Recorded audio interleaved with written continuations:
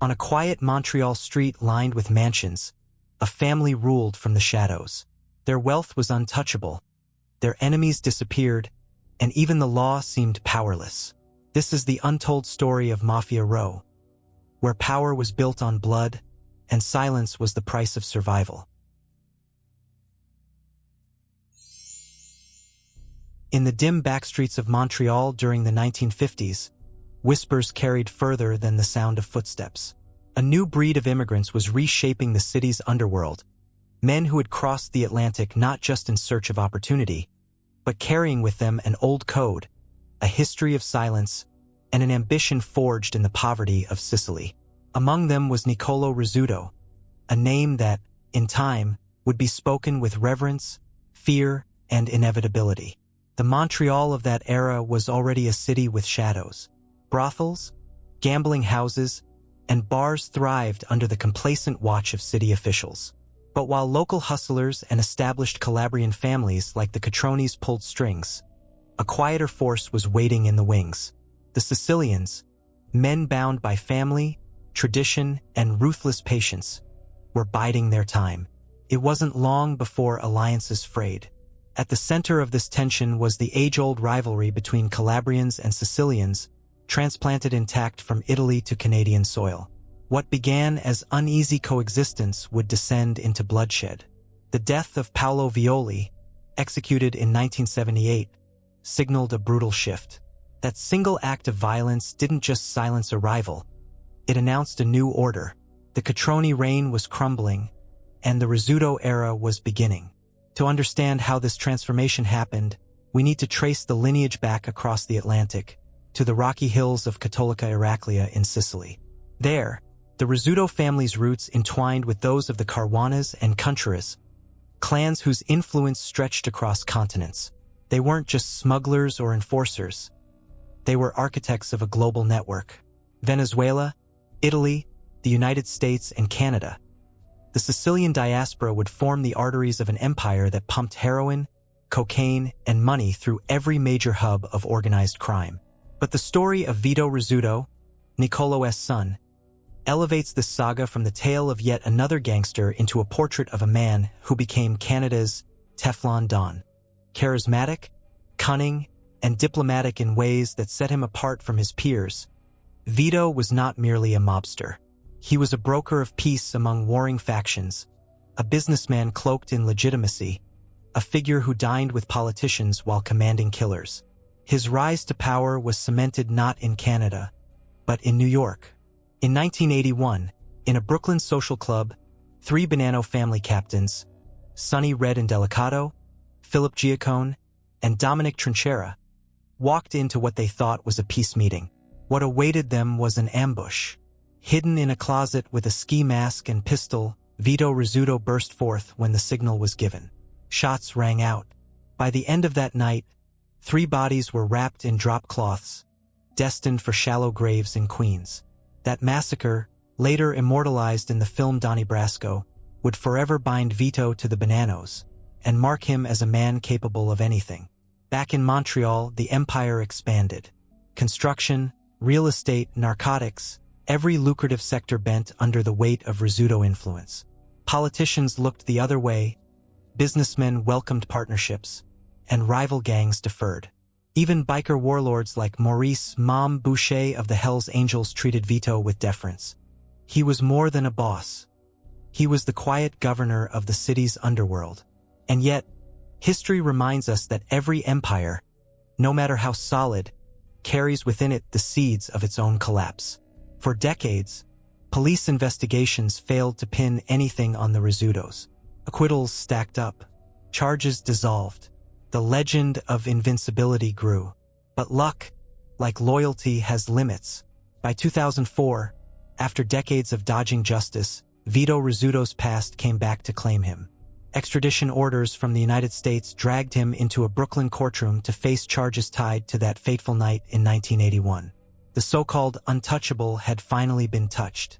This is the story of that rise and fall, of loyalty and betrayal, of dynastic ambition and sudden ruin.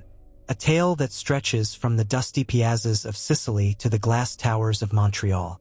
A tale of men who believed themselves immortal, until the bullets, the betrayals, and the prisons proved otherwise. And at the center of it all, one man, Vito Rizzuto, whose life became the blueprint of Canada's most infamous criminal dynasty. The story begins in a place far removed from the glittering skylines of Montreal, New York, or Toronto. It begins in Sicily, in the sun-scorched fields of Cattolica Eraclea, a small, rugged town in Agrigento province. Here, family was everything. Loyalty was not a choice, but a way of survival. The soil was poor, opportunities few, and power rested in the hands of landowners and the shadowy fraternity of men known as Cosa Nostra. For generations, the people of Cattolica Eraclea toiled on the estates of the powerful, eking out a living in a land where violence was a language as familiar as prayer. To understand the Rizzuto story and the bloody dynasty they would build, you have to understand what Sicily bred into its sons. A code of silence, a reverence for family, and a readiness to kill not out of passion, but out of duty. When Nicolo Rizzuto left Sicily in the 1950s, he carried more than a suitcase across the Atlantic. He carried the traditions, the debts, and the ambitions of his homeland. Montreal was his destination, a city teeming with promise for immigrants, but already under the grip of entrenched criminal forces. The Calabrian Catroni family dominated the rackets, their roots stretching back decades, their connections with New York's Bonanno family cementing their power. Nicolo entered this world not as an outsider, but as a man with his own lineage of authority, tied by blood to the Manos and Caruanas of Sicily. Montreal in the post-war years was a city of contradictions. On the surface, it was Catholic, orderly, and industrious, but beneath it pulsed with vice. Brothels flourished under police protection, illegal casinos thrived, and protection rackets touched nearly every bar and restaurant in the city. The Catroni brothers, Vincenzo and Frank, oversaw it all with the arrogance of men who believed their empire untouchable. Yet history has a way of ensuring no throne remains unchallenged. The Sicilians, led quietly by Nicolo Rizzuto, waited. They built networks, bided their time, and nurtured relationships with powerful allies abroad. For years, they tolerated the Catronis, even served under them. But the seeds of rivalry were already planted. By the 1970s, those seeds would bear blood-soaked fruit. The turning point came in the form of a man named Paolo Violi. Handsome, ambitious, and ruthless, Violi was groomed by the Catronis to be their heir apparent. But he lacked one thing: the full respect of the Sicilians. Tensions festered as Violi grew bolder, attempting to assert authority over men like Nicolo. It was a dangerous miscalculation. In the world of Cosa Nostra, disrespect is often a prelude to death. Wiretaps and police surveillance from the era captured Violi boasting, scheming, and mocking his rivals. He underestimated the quiet patience of the Sicilians and the loyalty they held for each other. On a cold January evening in 1978, that patience ended. Violi was lured into what he thought was a routine meeting. He never walked out alive. The execution was not merely revenge. It was a coronation. With Violi's blood spilled, the Catroni era began to crumble, and the Sicilian faction, the Rizzuto faction, rose in its place. That murder marked the true beginning of the Rizzuto dynasty. From the shadows of Montreal, a new order emerged, one that would soon reach beyond Canada's borders. But at that moment, in the late 1970s, it was still a story of struggle. Nicolo had laid the foundation. It would be his son, Vito, who would turn the foundation into an empire. Vito Rizzuto was unlike many mobsters of his generation. Born in 1946, he grew up between two worlds: the old Sicily of his father and the modern Canada of his peers. Where Nicolo carried the weight of tradition, Vito carried the charm of a man who could navigate both boardrooms and back alleys. Tall, well-groomed, and always impeccably dressed, he projected not just fear but also respectability. It was this combination, the iron fist hidden inside the silk glove, that would make him the most powerful mob boss Canada had ever seen. By the dawn of the 1980s, whispers of his growing reputation spread far beyond Montreal. New York knew his name, South America knew his associates, and in time, Law enforcement across 3 continents would come to know him as a ghost. Always suspected, never convicted, a man wrapped in a halo of impunity. But first, he would prove himself in blood. By 1981, Vito Rizzuto was no longer just Nicolo's son. He was a trusted figure in his own right, and his name carried weight on both sides of the border. He had spent years cultivating an image. The calm mediator, the man who could settle disputes without drawing blood. But when the Bonanno family of New York called upon him, it was not for diplomacy. It was for murder. The Bonannos were in turmoil. Their official boss, Philip "Rusty" Rostelli, was behind bars. On the streets, power was slipping from his grasp. 3 ambitious captains, Alphonse "Sonny" Red Indelicato, Dominic "Big Trin" Trinchera, and Philip "Philly" Lucky Giacone, were plotting to seize control. They were bold, heavily armed, and convinced they could muscle their way into leadership. But their ambition had caught the attention of Joseph Massino, a loyal Rostelli supporter, and a man who would stop at nothing to secure his own future. Massino went before the Commission, the Mafia's high council of New York's 5 families, and made his case. He told them the 3 captains were arming themselves for war. He painted them as traitors, men whose hunger for power threatened stability. The Commission hesitated, but Massino pressed harder. If they didn't strike first, he warned, the Bonanno family would collapse into chaos. Finally, he was given the green light. The sentence was death. The trap was set for May 5, 1981. The chosen venue was a nondescript social club on 13th Avenue in Brooklyn's Dyker Heights neighborhood. Outwardly, it looked like nothing more than a hangout for working-class Italian Americans. Inside, it was a fortress for mobsters, a place where outsiders never dared to tread. That evening, the 3 captains arrived, expecting an administrative sit-down. They left their weapons behind, as tradition dictated. What they didn't know was that 4 gunmen were waiting in a nearby closet, ski masks pulled over their faces, weapons at the ready. Among them was Vito Rizzuto, flown in from Montreal for the sole purpose of ensuring the job was done right. The signal came from Gerlando George from Canada Shasha, another Sicilian with deep ties to both Montreal and New York. As the 3 men stepped into the foyer, Shasha ran his hand through his hair, the silent cue. The closet door burst open. "Don't anybody move. This is a holdup," Vito barked. His pistol was raised, steady. Beside him, another gunman leveled a shotgun, while Salvatore good-looking Sal Vitali readied his submachine gun. The room exploded into chaos. Bullets tore through the air.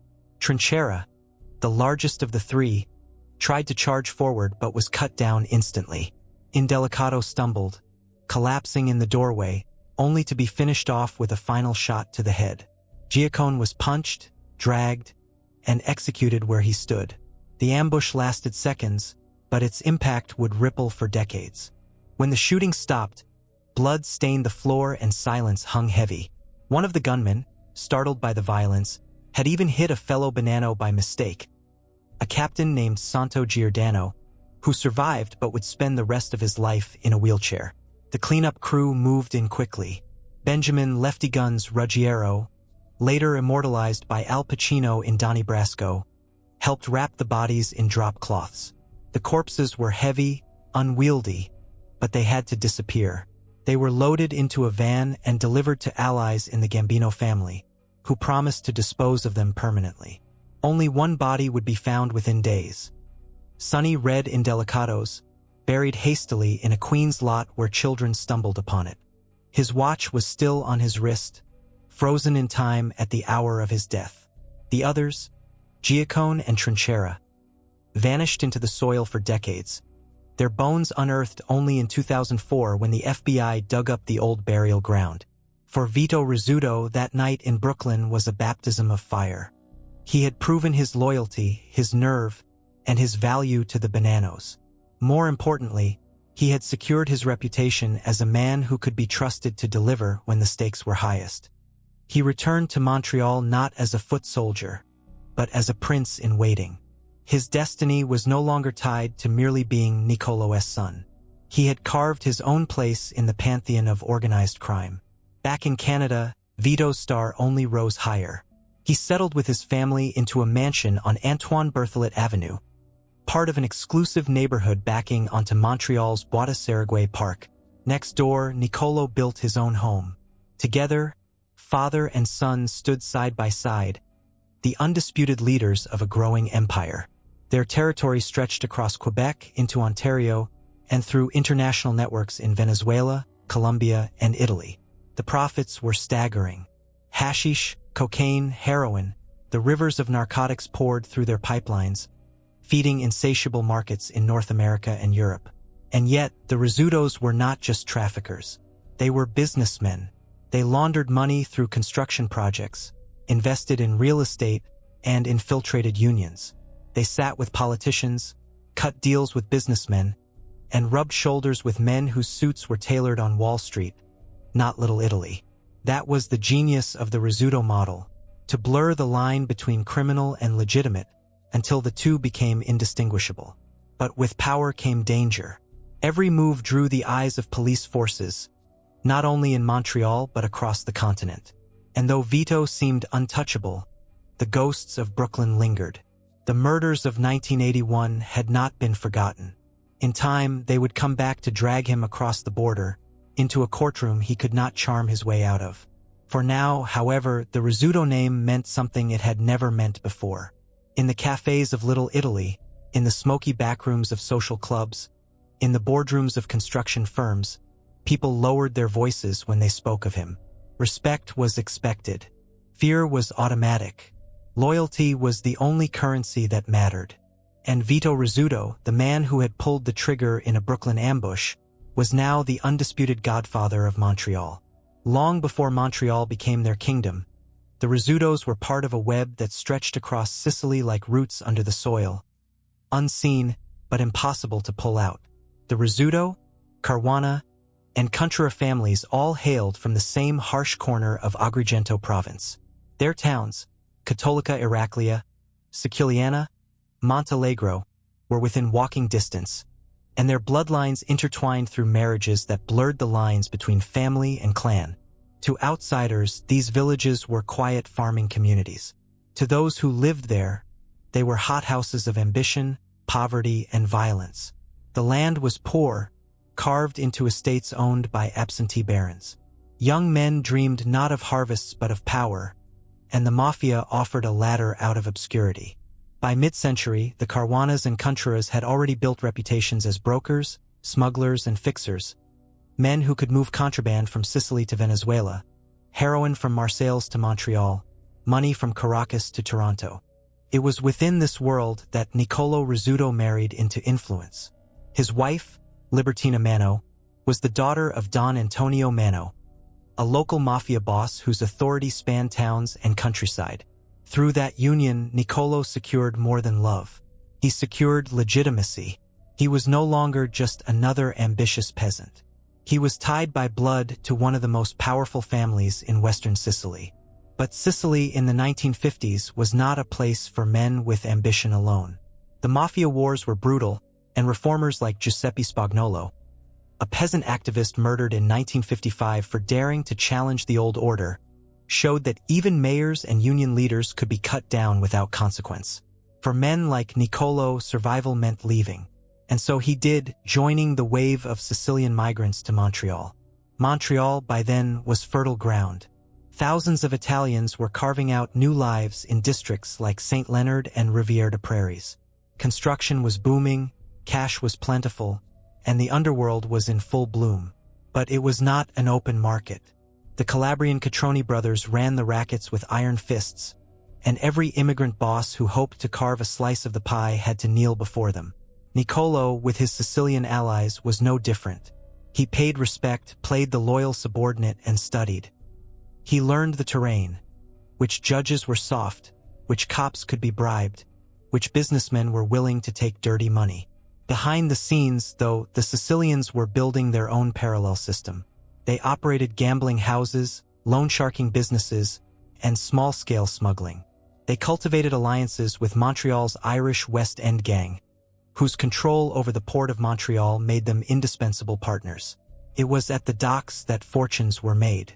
Ships carrying fruit from South America, machinery from Europe, and containers from Africa also carried drugs. The right hands on the right cranes could lift off $1 million worth of hashish or heroin without anyone writing it down. For Nicolo and his circle, Montreal was not the end of the road, it was just one stop in a global circuit. His relatives in Venezuela, particularly the Carwanacontra brothers, were establishing footholds in Caracas. They saw Venezuela not as exile but as opportunity. With its oil wealth, corruption, and strategic ports, it became a hub for laundering money and moving drugs north. This transatlantic network would become the backbone of the Rizzuto Empire.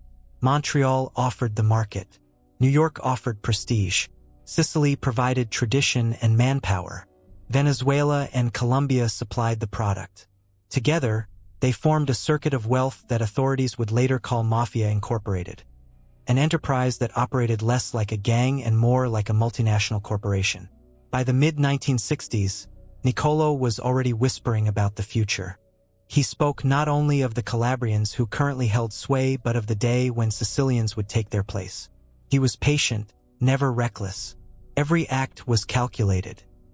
He avoided the flamboyance that doomed many gangsters, preferring to work from the shadows.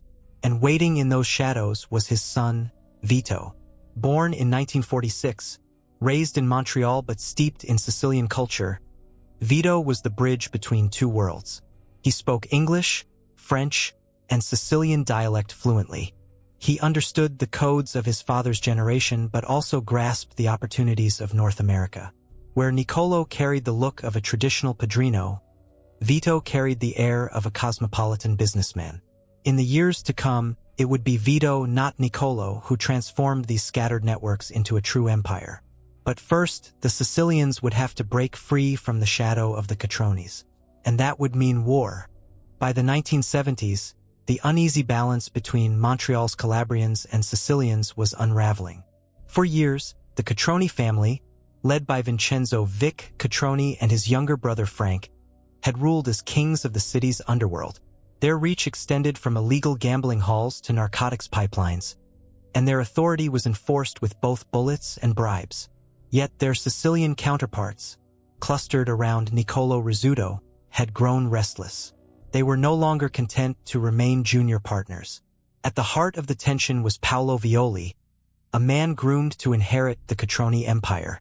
Violi had the confidence of Vic Catroni, who was aging and eager to pass the reins.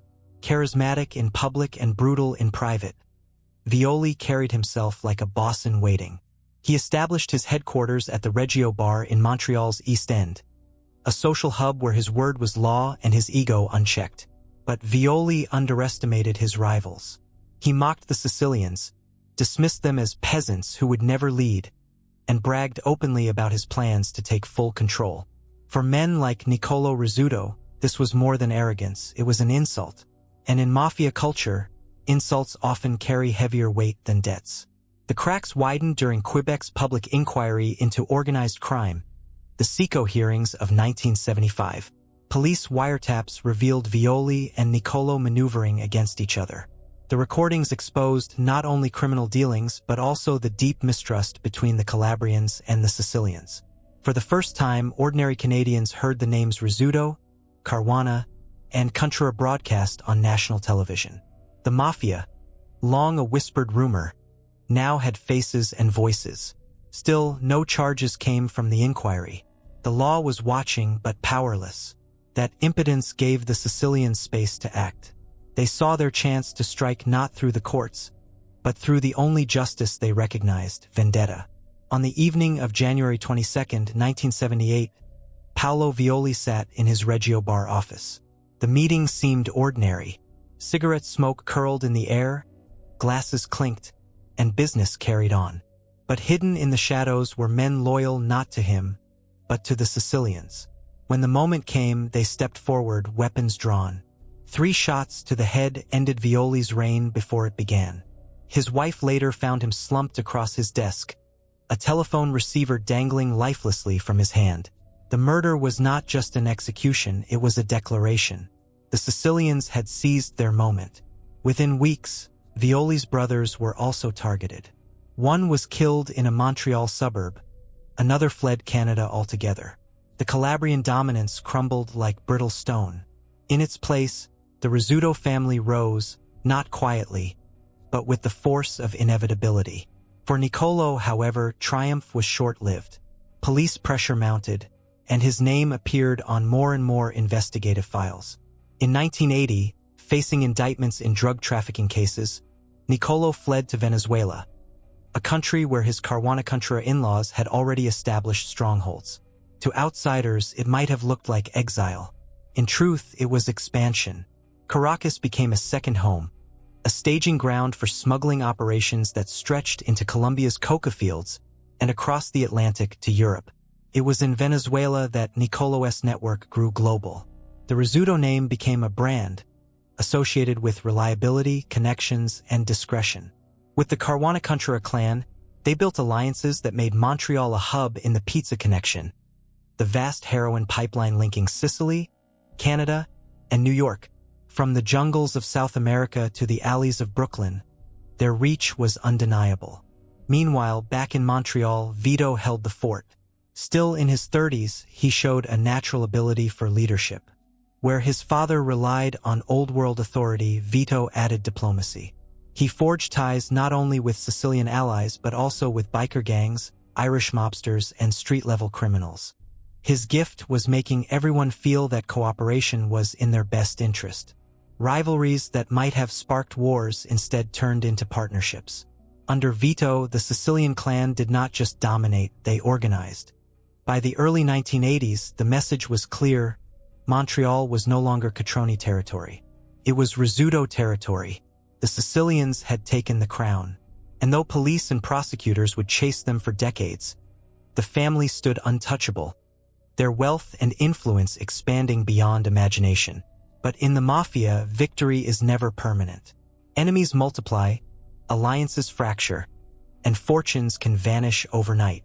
The seeds of empire had been planted, but so too had the seeds of downfall. Blood was the currency of Montreal's underworld in the early 1980s.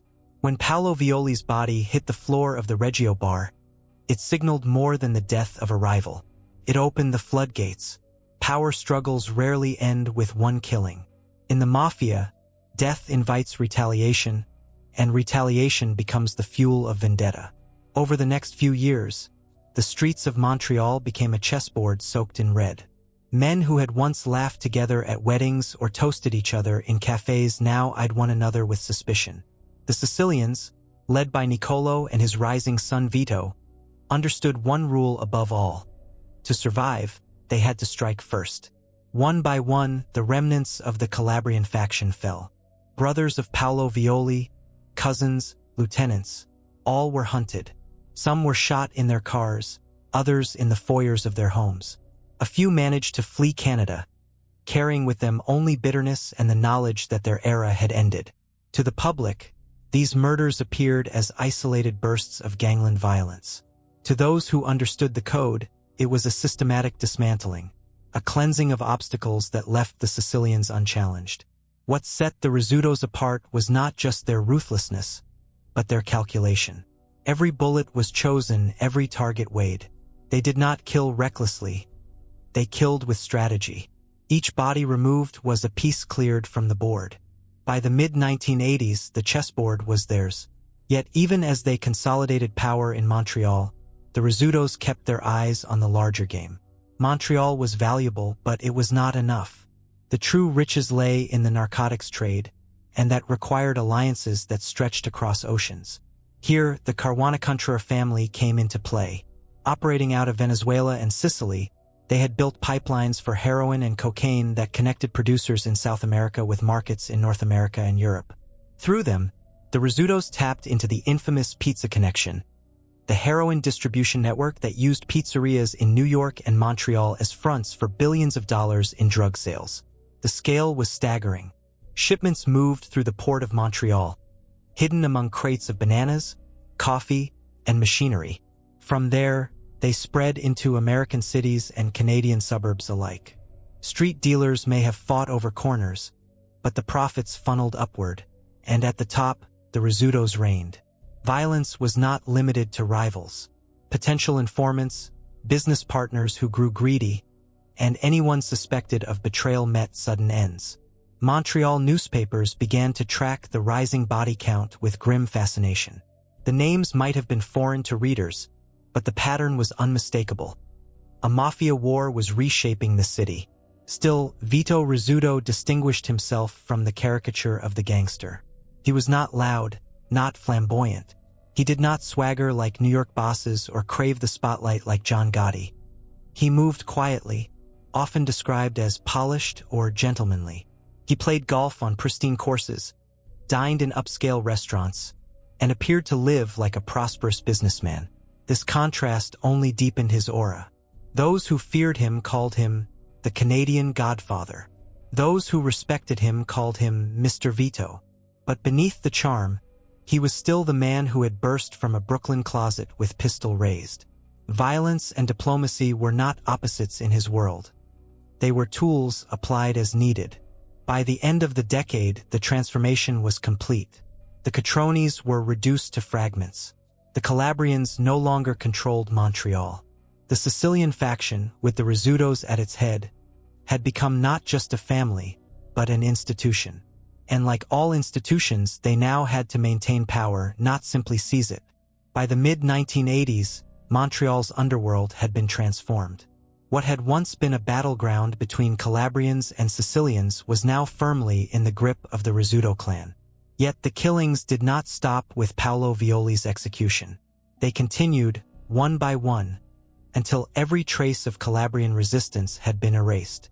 Paolo's brother, Domenico, tried to carry the torch, but his ambitions ended in a burst of gunfire. Another brother, Giuseppe, fled Canada altogether, settling in Hamilton, Ontario, where he tried to rebuild his life far from the reach of the Sicilians. The message was clear. Montreal was no longer a place for Calabrian bosses. Their reign was over, their power dismantled with the precision of a surgeon removing a tumor. The violence sent ripples through the community. For ordinary Italian immigrants in St. Leonard and Little Italy, it was unsettling. Cafés once filled with laughter now carried whispers. Men lowered their voices when certain names were spoken. Women crossed themselves when they saw unfamiliar cars idling near their homes. Everyone knew that a new order had arrived. And in that order, one family's name stood above the rest, Rizzuto. But the Rizzutos did not confine their power to Montreal. Their ambitions were international. They deepened their ties with the Bonanno family in New York, a relationship that had been baptized in blood during the 1981 triple murders. For the Bonannos, the Rizzutos were indispensable, reliable Canadian partners who could move narcotics through Montreal's port and distribute them efficiently across the continent. For the Rizzutos, the Bonanno connection offered prestige. To be linked with one of New York's 5 families was to stand among giants. Heroin was the engine of this empire. The so-called French connection of earlier decades, where Corsican traffickers funneled heroin from Marseilles, was giving way to a broader, more global system. Sicilian producers supplied morphine base, which was refined into heroin in clandestine laboratories. The product was shipped in bulk to Montreal, hidden in containers of fruit, textiles, and machinery. From there, the network extended outward to Toronto, to New York, to Chicago, even to Europe. The profits were staggering. A kilogram of heroin purchased in Turkey or Sicily for a few $1,000s could fetch hundreds of thousands on the streets of North America. Multiply that by hundreds of kilograms, and the sums ballooned into billions. This was not petty crime. This was big business. And like any business, it required accountants, lawyers, front companies, and international contacts. The Rizzutos excelled at this. They laundered money through construction projects, real estate ventures, and offshore accounts.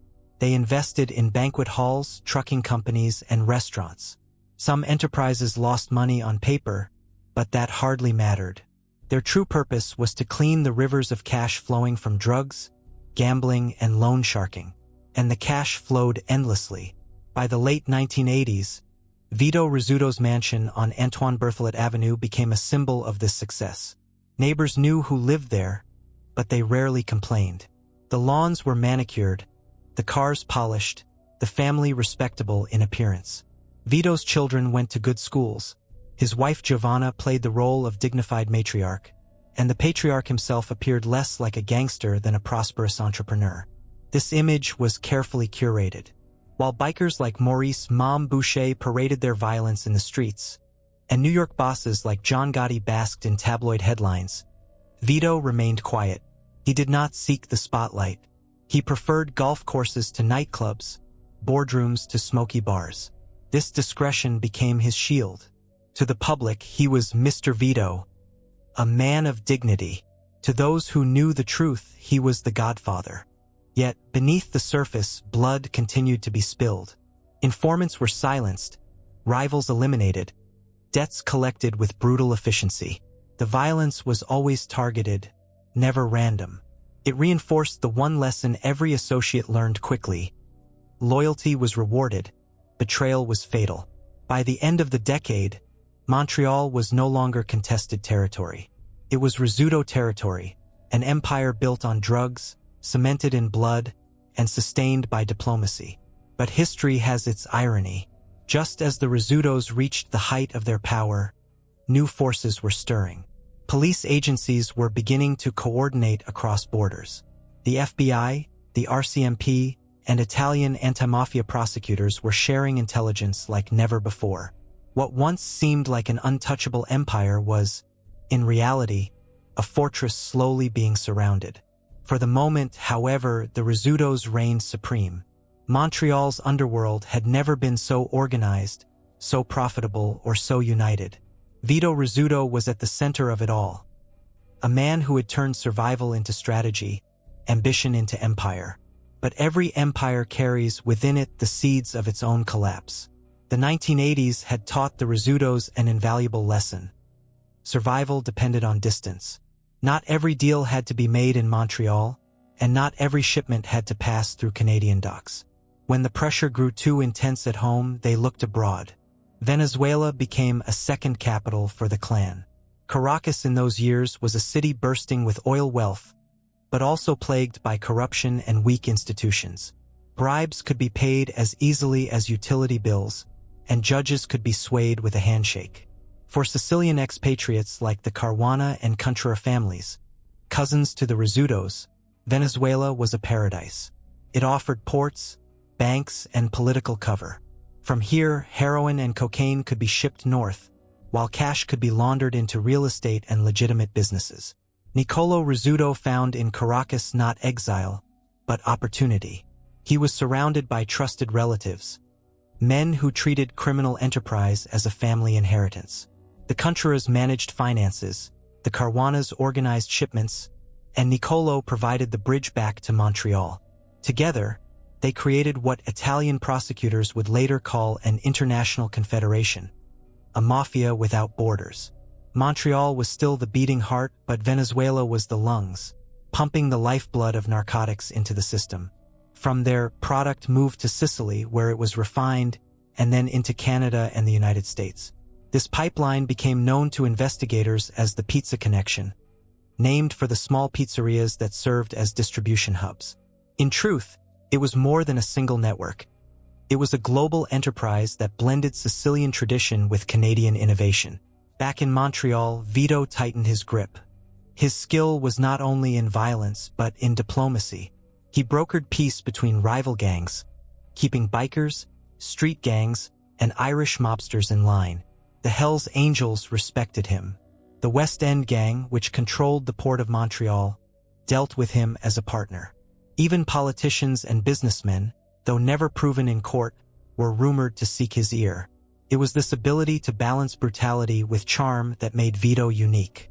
He understood that too much blood attracted too much heat. Where others saw enemies to crush, he saw assets to negotiate with. His empire grew not just because he killed rivals, but because he convinced potential rivals that working with him was safer and more profitable than working against him. The profits in the late 1980s and early 1990s were astronomical. Shipments of hashish, measured in tons, arrived through Canadian ports. Cocaine from Colombia flooded into Montreal, bound for Toronto, New York, and beyond. Every brick, every gram, meant more money in the coffers of Mafia Incorporated. The wealth was so vast that laundering it became as much a business as trafficking itself. Real estate boomed. Banquet halls, trucking firms, construction companies, and even seemingly modest cafes became conduits for dirty cash. Ordinary Montrealers might sip espresso in a Rizzuto-connected establishment without ever knowing their coin was flowing back into a criminal empire. Yet, with expansion came scrutiny. Canadian police were not blind. The RCMP and the Charité du Québec devoted new resources to monitoring the mafia. Wiretaps were planted, surveillance teams assigned, and operations launched with code names like Compote and Jaggy, each aimed to unravel the Rizzuto machine. But time and again, the investigations stumbled.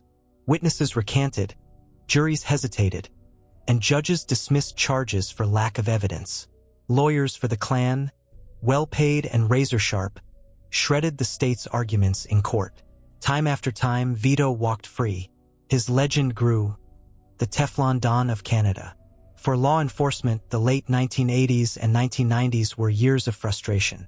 Every time authorities thought they had the Rizzutos cornered, the family slipped away. Court cases collapsed, investigations stalled, and the legend of their untouchability only grew stronger. One of the most ambitious probes was Operation Compote, a joint effort by the RCMP and provincial police. The operation targeted a sprawling drug network linked to the Rizzutos, focusing on the importation of massive shipments of hashish through Canadian ports. Wiretaps captured coded conversations, and seizures confirmed the scale. Tons of narcotics worth hundreds of millions. Dozens of arrests followed, and prosecutors were confident they had finally built a case that could crack the empire. But when the trials began, the story unraveled. Defense lawyers dismantled the prosecution's arguments piece by piece. Key witnesses refused to testify, citing fear for their lives. Evidence was ruled inadmissible. By the time the dust settled, convictions were limited to lower-level associates. The men at the top, the ones investigators truly wanted, walked free. Vito Rizzuto himself emerged untouched, smiling, as if the whole thing had been little more than an inconvenience. This pattern repeated itself time and again. In one case, Vito faced charges in Newfoundland, accused of orchestrating the importation of 16 tons of hashish. The trial collapsed. In another, he was tied to a 32-ton shipment through Sept-Îles, Quebec. Again, the case dissolved. Each acquittal reinforced the belief among his followers that he was protected by something more than luck, that he carried a kind of destiny, a stella fortunata, a lucky star that shielded him from prison walls. That belief was not confined to his soldiers. Ordinary Montrealers, even those with no ties to the underworld, whispered about him with a mix of awe and resignation. In cafes, his name was spoken softly, often followed by a shrug. What can you do? He's untouchable. For many in the Italian community, he was not just a mob boss, but a symbol of success, however dark its origins. He represented the immigrant who had come with nothing and built an empire. Meanwhile, the killings continued. Rivals who stepped out of line were eliminated swiftly. Some vanished without a trace. Others were found in shallow graves or bullet-riddled cars. Informants, or even suspected informants, met grim fates. One man, suspected of talking too freely to police, was discovered with his body burned beyond recognition. Another was lured to a meeting and never returned home. Each death carried the same message: silence is survival. But what set the Rizzutos apart was their ability to balance this violence with diplomacy. Unlike the Hells Angels, who terrorized Montreal during the biker wars of the 1990s, the Rizzutos preferred discretion. They killed when necessary, but they also mediated disputes. Vito, in particular, styled himself as a consigliere to the entire underworld. He kept biker gangs from clashing with street crews, Irish mobsters from turning on Italian partners, and union bosses from disrupting the flow of money. This role as mediator elevated him beyond the status of mere gangster. He was, in the eyes of many, the governor of Montreal's underworld. Bikers who feared no one else deferred to him. Even men like Maurice "Mom" Boucher, the fearsome leader of the Hells Angels, treated Vito with respect. Their organizations might fight wars against each other, but the Rizzuto name was never dragged into those battles. The Godfather sat above it all. Through the 1990s, this image of invincibility hardened. Investigations mounted, journalists wrote exposés, and politicians promised crackdowns. Yet year after year, Vito continued to dine in fine restaurants, play golf at exclusive clubs, and stroll the streets of Montreal without fear. The sense that he was untouchable became a weapon in itself. Associates stayed loyal because they believed he could protect them. Rivals backed down because they believed resistance was futile. It was, in many ways, the golden age of the Rizzuto empire. Money flowed like water, loyalty held firm, and law enforcement seemed powerless. But history has a way of catching up. Across the border in New York, new witnesses were beginning to talk. Old murders were being revisited. And one night in Brooklyn in 1981, a night Vito Rizzuto might have thought safely buried in the past, was about to rise from the grave. For more than 2 decades, the night of May 5, 1981, seemed buried in the past. 3 Bonanno captains, Alphonse Sunny Red Indelicato, Dominic Big Trin Trinchera, and Philip Philly Lucky Giacone, had been lured to a social club in Brooklyn and executed in a storm of bullets. Their deaths had reshaped the Bonanno hierarchy, secured Joseph Massino's rise, and tied the Canadian Sicilians permanently to New York's underworld. In Montreal, Vito Rizzuto carried on as if the massacre had been a chapter long closed. He built his empire, raised his children, and walked the streets with the confidence of a man who believed the past could not reach him. But across the border, the United States had a longer memory. By the early 2000s, federal prosecutors in Brooklyn had assembled an arsenal of new weapons. Chief among them was the Racketeer-Influenced and Corrupt Organizations Act RICO, the law designed to dismantle the mafia by targeting entire criminal conspiracies rather than isolated crimes. Under RICO, prosecutors did not need to prove that a boss pulled the trigger. They only needed to show that he was part of a continuing criminal enterprise. For the Bonannos, the walls were closing in. Joseph Massino, once known as Big Joey, had risen to become boss of the family. But when the FBI finally cornered him in 2003, he made a decision that stunned the underworld. He flipped. Massino, the only sitting boss of a New York family ever to become an informant, agreed to testify for the government. His betrayal sent shockwaves through Cosa Nostra. And he was not alone. Salvatore Good-Looking Sal Vitali, a longtime Bonanno underboss, had also broken the code of omerta. Facing life behind bars, he traded loyalty for survival, describing in detail the very murders that had once bound the family together. His testimony painted a vivid picture of that night in 1981. The closet full of masked gunmen, the signal from Gerlando Sciascia, the burst of gunfire, the bodies collapsing in pools of blood. Most damning of all, Vitali named the lead triggerman, Vito Rizzuto of Montreal. For U.S. prosecutors, it was the missing puzzle piece. With Massino and Vitali providing testimony, the case against Vito took shape. A Brooklyn grand jury indicted him on racketeering conspiracy charges, linking him directly to the murders. The Canadians had always treated Rizzuto as untouchable, but the Americans had no such illusions. They wanted him extradited. When word of the indictment reached Montreal in 2004, the shock was palpable. The idea that Vito could be dragged from his mansion and forced to stand trial in a foreign court seemed unthinkable. For decades, he had beaten every case. Now, across the border, he faced prosecutors who did not play by Canadian rules. In the United States, cooperating witnesses were plentiful, plea deals routine, and prison sentences measured in centuries. On a cold January morning, police arrived at the gates of his home on Antoine Berthelot Avenue. Vito answered the door himself, composed, dressed neatly as always. He offered no resistance as the cuffs were placed on his wrists. To the officers, it was a surreal moment.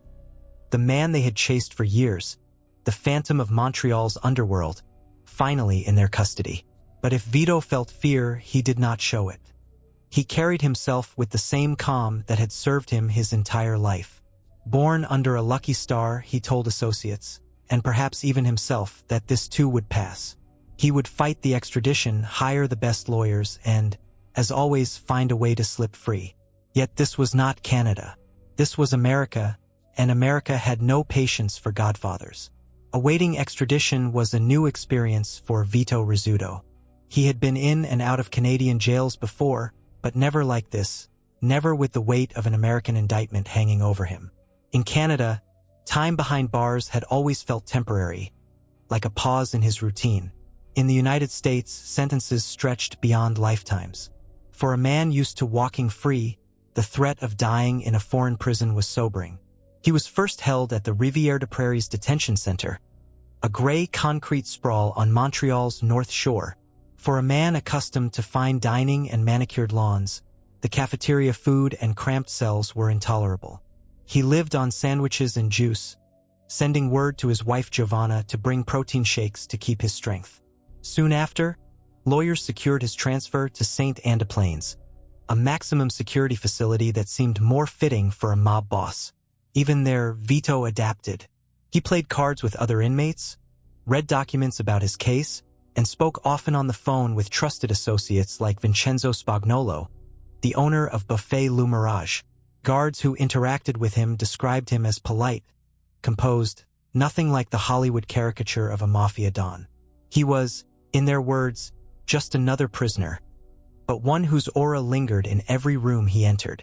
On the phone, his conversations were a mix of the ordinary and the strategic.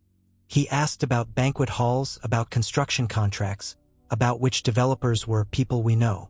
He worried about Montreal's Little Italy, about competition in the catering business, even about street-level soldiers, the pichati, who carried out orders in his absence. It was business as usual, even with the shadow of extradition looming. But behind closed doors, his legal team fought tooth and nail. They assembled a dream roster: top Montreal attorneys, high-powered New York defense lawyers, even Alan Dershowitz, the famed Harvard law professor known for defending celebrities and high-profile criminals. Their strategy was simple: stall, complicate, and argue that extraditing a Canadian citizen based on documentary evidence alone violated the Charter of Rights and Freedoms. For a while, it seemed possible. The Canadian justice system was deliberate, cautious. Months stretched into years. By the summer of 2006, Vito had spent more than 2 years in custody, still on Canadian soil. His lawyers clung to every technicality: the statute of limitations, the weakness of hearsay evidence, the principle that Canada should not hand over its citizens to face near-certain life sentences abroad. But on the morning of August 17, 2006, hope ran out. The Supreme Court of Canada dismissed his final appeal. The ruling cleared the way for his extradition. That same day, a convoy of unmarked cars left Montreal for Saint-Anne-des-Plaines. Inside, seasoned detectives waited to escort the man who had eluded them for decades. When Vito was told the decision, his composure faltered. For the first time in years, the confident baritone of Montreal's Godfather gave way to a whisper. He asked a guard why he had not been told sooner. He sighed, resigned, and then, in a gesture that revealed the man beneath the myth, requested that his television set and canteen supplies be given to the inmate committee. Even in defeat, he played the gentleman. Shackled at the wrists and ankles, Vito Rizzuto was led into a waiting van. The convoy moved quickly, discreetly, toward Montreal Trudeau Airport. On the tarmac, a sleek FBI jet stood ready. American agents waited beside it, paperwork in hand. For the first time in 25 years, Vito would set foot on U.S. soil. He climbed the steps slowly, chains rattling at his feet. A man who once dined with prime ministers now boarded like cargo, bent under the weight of iron cuffs. The door closed, the engines roared, and the jet lifted off toward New Jersey. In Brooklyn, he was brought before Judge Nicholas Garaufis. The courtroom was stark, but the symbolism was heavy. Here, Vito was not the untouchable Don of Montreal. He was a defendant, one more mobster in a long parade of them. He pleaded not guilty. As expected, his voice steady, his posture calm. But he knew the difference. This was not a Canadian courtroom, where evidence crumbled and witnesses vanished. This was the United States, where men like him were handed sentences measured in decades, or worse, persuaded to talk. From Brooklyn's Metropolitan Detention Center, a place so grim activists dubbed it Brooklyn's Abu Ghraib, Vito faced the fight of his life. Surrounded by informants, defectors, and government witnesses. He swore to remain a man of honor. He told anyone who would listen. He would never betray his code, never speak against his own. But codes do not soften cell walls. For the first time, Canada's Godfather was not in control.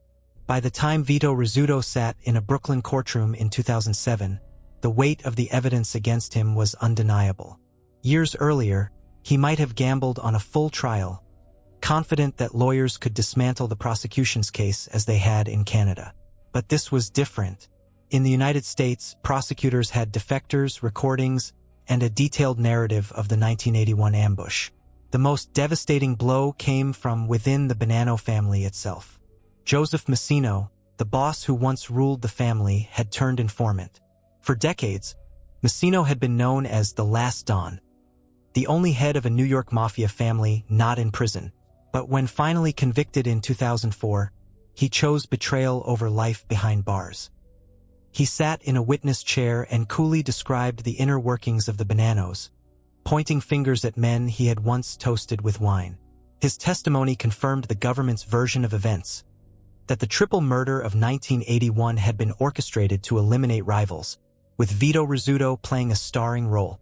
Then came Salvatore good-looking Sal Vitali, Massino's brother-in-law and longtime underboss.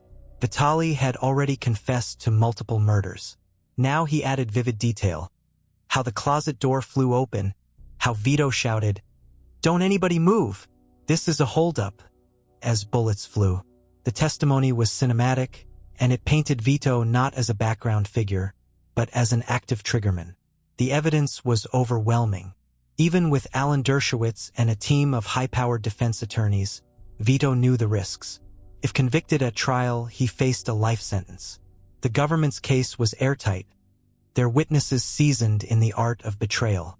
For the first time in his life, Vito faced a choice that offered no escape. And so, in 2007, the unthinkable happened. Canada's Godfather cut a deal. It was not a deal to betray others, never that. He did not become an informant, did not break the sacred code of Omerta. Instead, he accepted responsibility.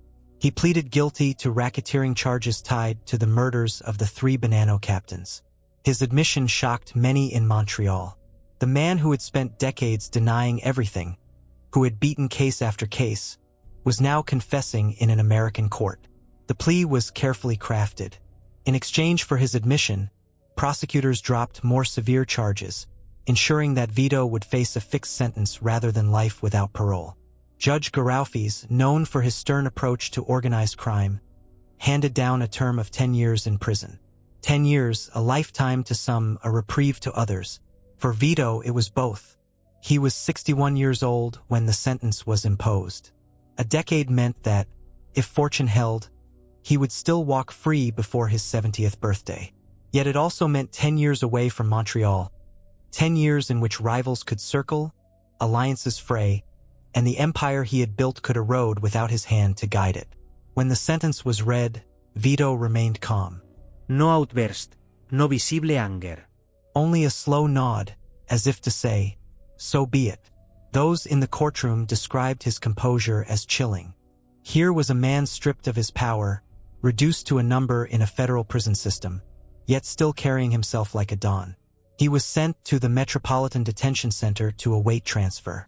The MDC was a far cry from his mansion on Antoine Berthelot Avenue. Cells were overcrowded, food scarce, violence constant. He endured it without complaint, telling associates who visited that he was fine, that he was keeping his head clear. But outside, in Montreal, the cracks were beginning to show. Without Vito's steady hand, the underworld was destabilizing. The delicate balance he had maintained between bikers, Irish gangs, and rival Sicilians began to shift. Whispers grew louder. The Rizzuto clan was vulnerable. For the first time in decades, the Godfather was not on his throne. He was behind bars in America, powerless to control the city that once bent to his will.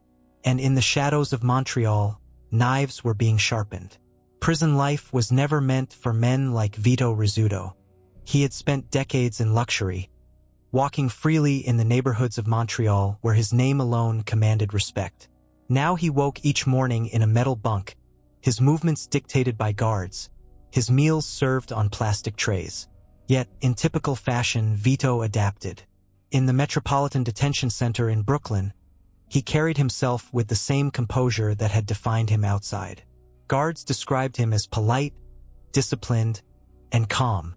He never complained, never raised his voice, never demanded special treatment. Other inmates, many of them gangsters themselves, recognized the aura immediately. He was a boss even without a throne. Respect followed him in the yard and in the cafeteria, not because of fear, but because of presence. Still, confinement weighed heavily. He read voraciously, spoke often with his lawyers, and stayed in touch with his family in Montreal through phone calls and visits. But what worried him most was not his own fate. It was the fate of the empire he had built. From behind bars, he could no longer mediate disputes, no longer keep rival factions in line. And in Montreal, without his steady hand, the underworld was descending into chaos. The first cracks appeared in 2009. That year, Nick Rizzuto Jr., Vito's only son, was ambushed in broad daylight on Montreal's Decarie Boulevard. The attack was brazen. A gunman stepped forward, fired multiple shots, and fled, leaving the young man to die at the wheel of his car. He was only 42. News of the murder stunned the city. To kill the son of Vito Rizzuto was not just an act of violence. It was a declaration of war. The message was clear. With the Godfather locked away, his enemies were moving in. Then, in 2010, the bloodshed reached even deeper. Nicolo Rizzuto, the patriarch himself, was at home in his mansion on Antoine Berthelot Avenue. He was 86 years old, the elder statesman of the clan, a man who had survived decades of mafia wars. That November evening, he sat in his kitchen with his family when a sniper's bullet pierced the window. In an instant, he was dead. The symbolism was chilling. Nicolo had survived exile, indictments, and rival factions. Yet, in his twilight years, he was cut down in his own home, the very fortress that had once been considered untouchable. For the Rizzuto family, it was not just the loss of a patriarch. It was the shattering of their aura of invincibility. More killings followed. Associates who had long been loyal fell one by one. Business partners, union allies, even men who had been considered untouchable were suddenly gunned down. Montreal's underworld, once kept in balance by Vito's diplomacy, fractured into chaos. Rival clans, sensing weakness, rushed to fill the vacuum. Street wars erupted, contracts were placed, and the streets ran red with vendettas. For Vito, trapped in an American prison cell, each phone call brought new grief. His son murdered, his father assassinated, his closest allies falling like dominoes, and all the while he could do nothing. Inmates later recalled that, though he rarely showed emotion, the deaths of his family weighed heavily on him. His voice, usually calm, grew sharper when he spoke of Montreal. He vowed that, if he ever returned, there would be a reckoning. And so the stage was set. Montreal's mafia war had begun in earnest. The empire of the Rizzutos, once untouchable, was crumbling piece by piece. Yet those who knew Vito best whispered that this was not the end. They said the Godfather would return, and when he did, the city would tremble. Montreal in the early 2010s was a city under siege. Headlines told the story in grim succession. Businessmen gunned down, union leaders vanished, mafia lieutenants executed in daylight. The killings were not random. They were part of a systematic campaign to dismantle the Rizzuto empire once and for all. The fall of Nicolo Rizzuto in 2010 had been a thunderclap. A sniper's bullet through the window of his home was more than an assassination. It was a message. The patriarch's murder signaled that the Sicilian clan, once untouchable, was vulnerable. Enemies who had long lurked in the shadows now surged forward. At the center of the storm was a familiar rivalry. The Calabrians. The same ancient divide that had fueled the Catroni-Rizzuto conflict decades earlier reemerged. Calabrian factions, allied with ambitious street gangs and backed by wealthy businessmen with interests in construction and narcotics, sensed their chance to reclaim Montreal. To them, the imprisonment of Vito was the perfect opening. One by one, Rizzuto loyalists fell.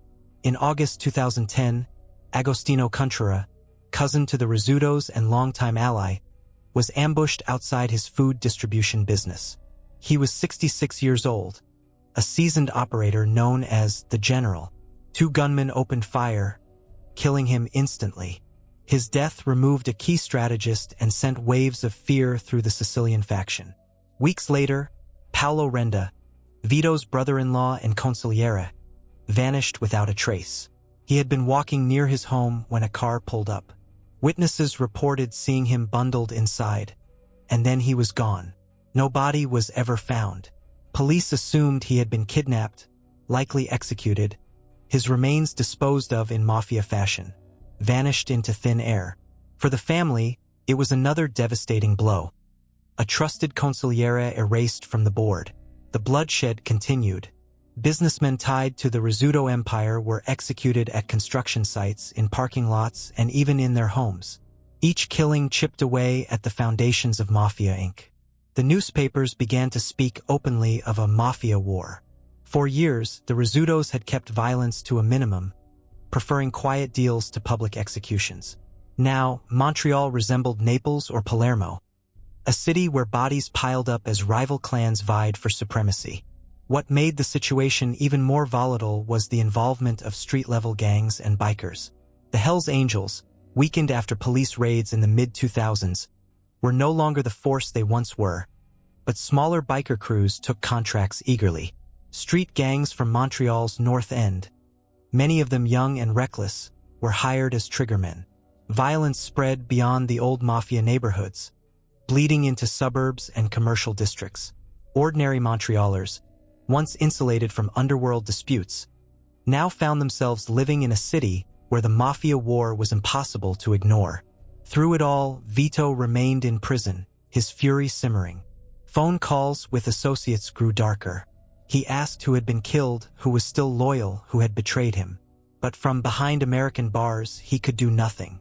The empire he had built with diplomacy and calculation was crumbling, and his enemies were carving it up. Yet those who knew Vito believed one thing above all: he would not let it end this way. If he returned to Montreal, there would be vengeance. Not a single betrayal would go unanswered. By 2011, Montreal was gripped by fear. The mafia war that erupted after Nicolo Rizzuto's assassination showed no sign of slowing. Each week brought another headline. Another shooting, another businessman gunned down, another associate vanished.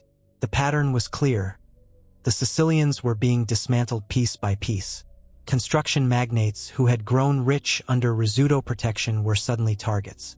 Giuseppe Fetta, a businessman tied to mafia-linked contracts, was killed outside his home. Salvatore Montagna, a Calabrian upstart with New York Banano ties, was shot dead in Laval. Montagna had tried to position himself as a new boss in Montreal, capitalizing on the Rizzuto collapse, but his ambitions proved fatal. His murder underscored a truth as old as the mafia itself. Power is never seized easily, and rivals rarely forgive ambition. Police tried to contain the carnage. Project Colisée, a massive investigation into Montreal's mafia, had once seemed like a death blow to the Rizzutos. Dozens of arrests had been made, and financial records revealed the breadth of their empire. But now, instead of calm, Colisée had left a vacuum. With Vito in prison and his lieutenants dead or vanished, the city had become an open battlefield. The RCMP and Charité du Québec deployed task forces, but they were always a step behind. Murders happened in broad daylight, in busy neighborhoods with a boldness that mocked law enforcement. The Calabrian faction pressed its advantage. Backed by financial muscle and alliances with street gangs, they believed the Sicilians' days were over. They hired young gunmen, ruthless but inexperienced, to carry out hits. These new killers were reckless, spraying bullets in crowded areas, leaving bystanders terrified. The mafia's old rules of discretion and control were being shredded. At the same time, union battles flared. For years, the Rizzutos had dominated the construction industry, collecting taxes on contracts and securing deals for their allies. With their control weakening, rival groups fought for influence. Meetings once settled with a handshake now ended with gunfire. The very infrastructure of Montreal, bridges, roads, high-rises, became arenas of criminal competition. Amid the bloodshed, whispers grew louder. When Vito returns, there will be hell to pay. Inside his U.S. prison cell, Vito listened carefully to reports from Montreal. His son dead, his father assassinated, his consigliere vanished. The betrayals were personal. Associates said his voice grew colder with each update. He vowed retribution. He told those closest to him that when he came home, things will be put back in order, and everyone believed him. By late 2012, anticipation hung over the city like a storm cloud. Law enforcement braced for more violence. Rivals who had dared to move against the Sicilians began looking over their shoulders. Even loyalists, unsure of who had betrayed whom, lived in paranoia. For 3 decades, Vito had kept Montreal's underworld in balance, ruling not only with fear but also with diplomacy. His absence had turned the city into chaos. His return, everyone knew, would not be quiet. It would be bloody. The stage was set. In just months, Canada's Godfather would walk free. And when he did, Montreal would tremble. October 2012. The gates of a U.S. federal prison in Colorado swung open, and Vito Rizzuto stepped back into the free world. He was thinner, grayer, and older than the man who had left Montreal nearly a decade earlier. But his presence was unchanged. Even in a plain prison-issue jacket, he carried himself like a don. Reporters swarmed, cameras flashed, and headlines declared, "The Godfather returns." For years, speculation had built over what would happen when Vito walked free. Would he retire quietly, retreat into the shadows after so much loss? Or would he reclaim his throne in blood? The answer came quickly. Within weeks of his return to Montreal, the killings began. Men who had betrayed the Sicilian faction, who had dared to seize territory in his absence, started turning up dead. One by one, his enemies were eliminated with a precision that left no doubt. This was not random street violence. This was vengeance. The first high-profile target was Joseph Di Mallo, a Calabrian mobster with deep ties to the old Catroni family. Di Mallo had been a power broker during Vito's imprisonment, aligning himself with factions that sought to dismantle the Sicilian grip. In November 2012, just weeks after Vito's release, Di Mallo was ambushed outside his Laval home. Shot multiple times, he collapsed in his driveway, his blood soaking into the pavement. The message was unmistakable. No betrayal would be forgotten. More killings followed. Men suspected of siding with Calabrian rivals vanished. Businessmen who had shifted their loyalties during Vito's imprisonment met sudden ends. Even longtime associates who had failed to protect the family during his absence found themselves on the wrong side of a bullet. The swiftness of the retaliation stunned observers. Police had expected violence, but not at this scale, not with such surgical precision. Detectives later admitted that the killings had all the hallmarks of a coordinated campaign, orchestrated by a man who knew exactly who had betrayed him and exactly how he wanted them punished. To allies, Vito's return was a restoration of order. The city's underworld, chaotic and bloody in his absence, once again bent to his will. Meetings were called, disputes settled, alliances reforged. Street gangs, bikers, and even rival mobsters treated him with deference. For the first time in years, Montreal's criminal ecosystem felt stable. But stability came at a cost. The body count climbed, and fear spread through the city. Ordinary Montrealers, long accustomed to hearing of mafia wars in the abstract, now felt the tension in their neighborhoods. Headlines chronicled the war like a grim tally sheet. The sense was clear. Vito was back and he was cleaning house. For Vito himself, the campaign was not just about power. It was personal. His son murdered. His father assassinated. His consigliere vanished. The vendetta was not only a strategy, it was grief turned into action. Each bullet fired in Montreal carried the weight of family honor. Each killing was a reminder that betrayal had consequences, even years later. And as 2013 dawned, the city braced for more. Vito had returned, and he was not finished. The winter of 2013 in Montreal was unusually cold, but the streets burned with the heat of vengeance. Wherever the whispers of betrayal had lingered, bullets soon followed. The killing of Joseph Di Mallo had been the opening shot, a dramatic public statement. But it was only the beginning. Over the next year, a chain of carefully planned executions tore through the ranks of those who had dared to move against the Rizzutos while Vito sat in an American prison. In January, Moreno Gallo, an Italian-Canadian mobster with ties to Calabrian clans, was executed in Mexico. Gallo had been a longtime player in Montreal's underworld, but he had aligned himself with factions that filled the vacuum during Vito's absence. His end came in a restaurant in Acapulco, where gunmen stormed in and shot him dead in front of stunned diners. Though thousands of kilometers from Montreal, the message was clear. Vito's reach was global, and distance offered no protection. Back home, more bodies fell.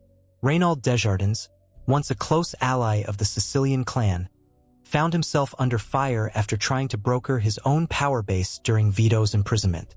Though he survived a brazen assassination attempt, many of his associates did not. The walls around him closed in, his allies cut down systematically, his empire dismantled. Even Salvatore Montagna's followers, remnants of the Calabrian Banano alliance that had risen during Vito's imprisonment, were hunted. Some were killed outright. Others vanished, presumed buried in shallow graves or dissolved in acid, their fates sealed by their choice of allegiance. The precision of the campaign shocked police. These were not chaotic shootings by reckless street gangs. These were methodical, targeted strikes, often carried out in quiet suburban neighborhoods or busy streets where the killers escaped with surgical efficiency. To detectives, it was obvious.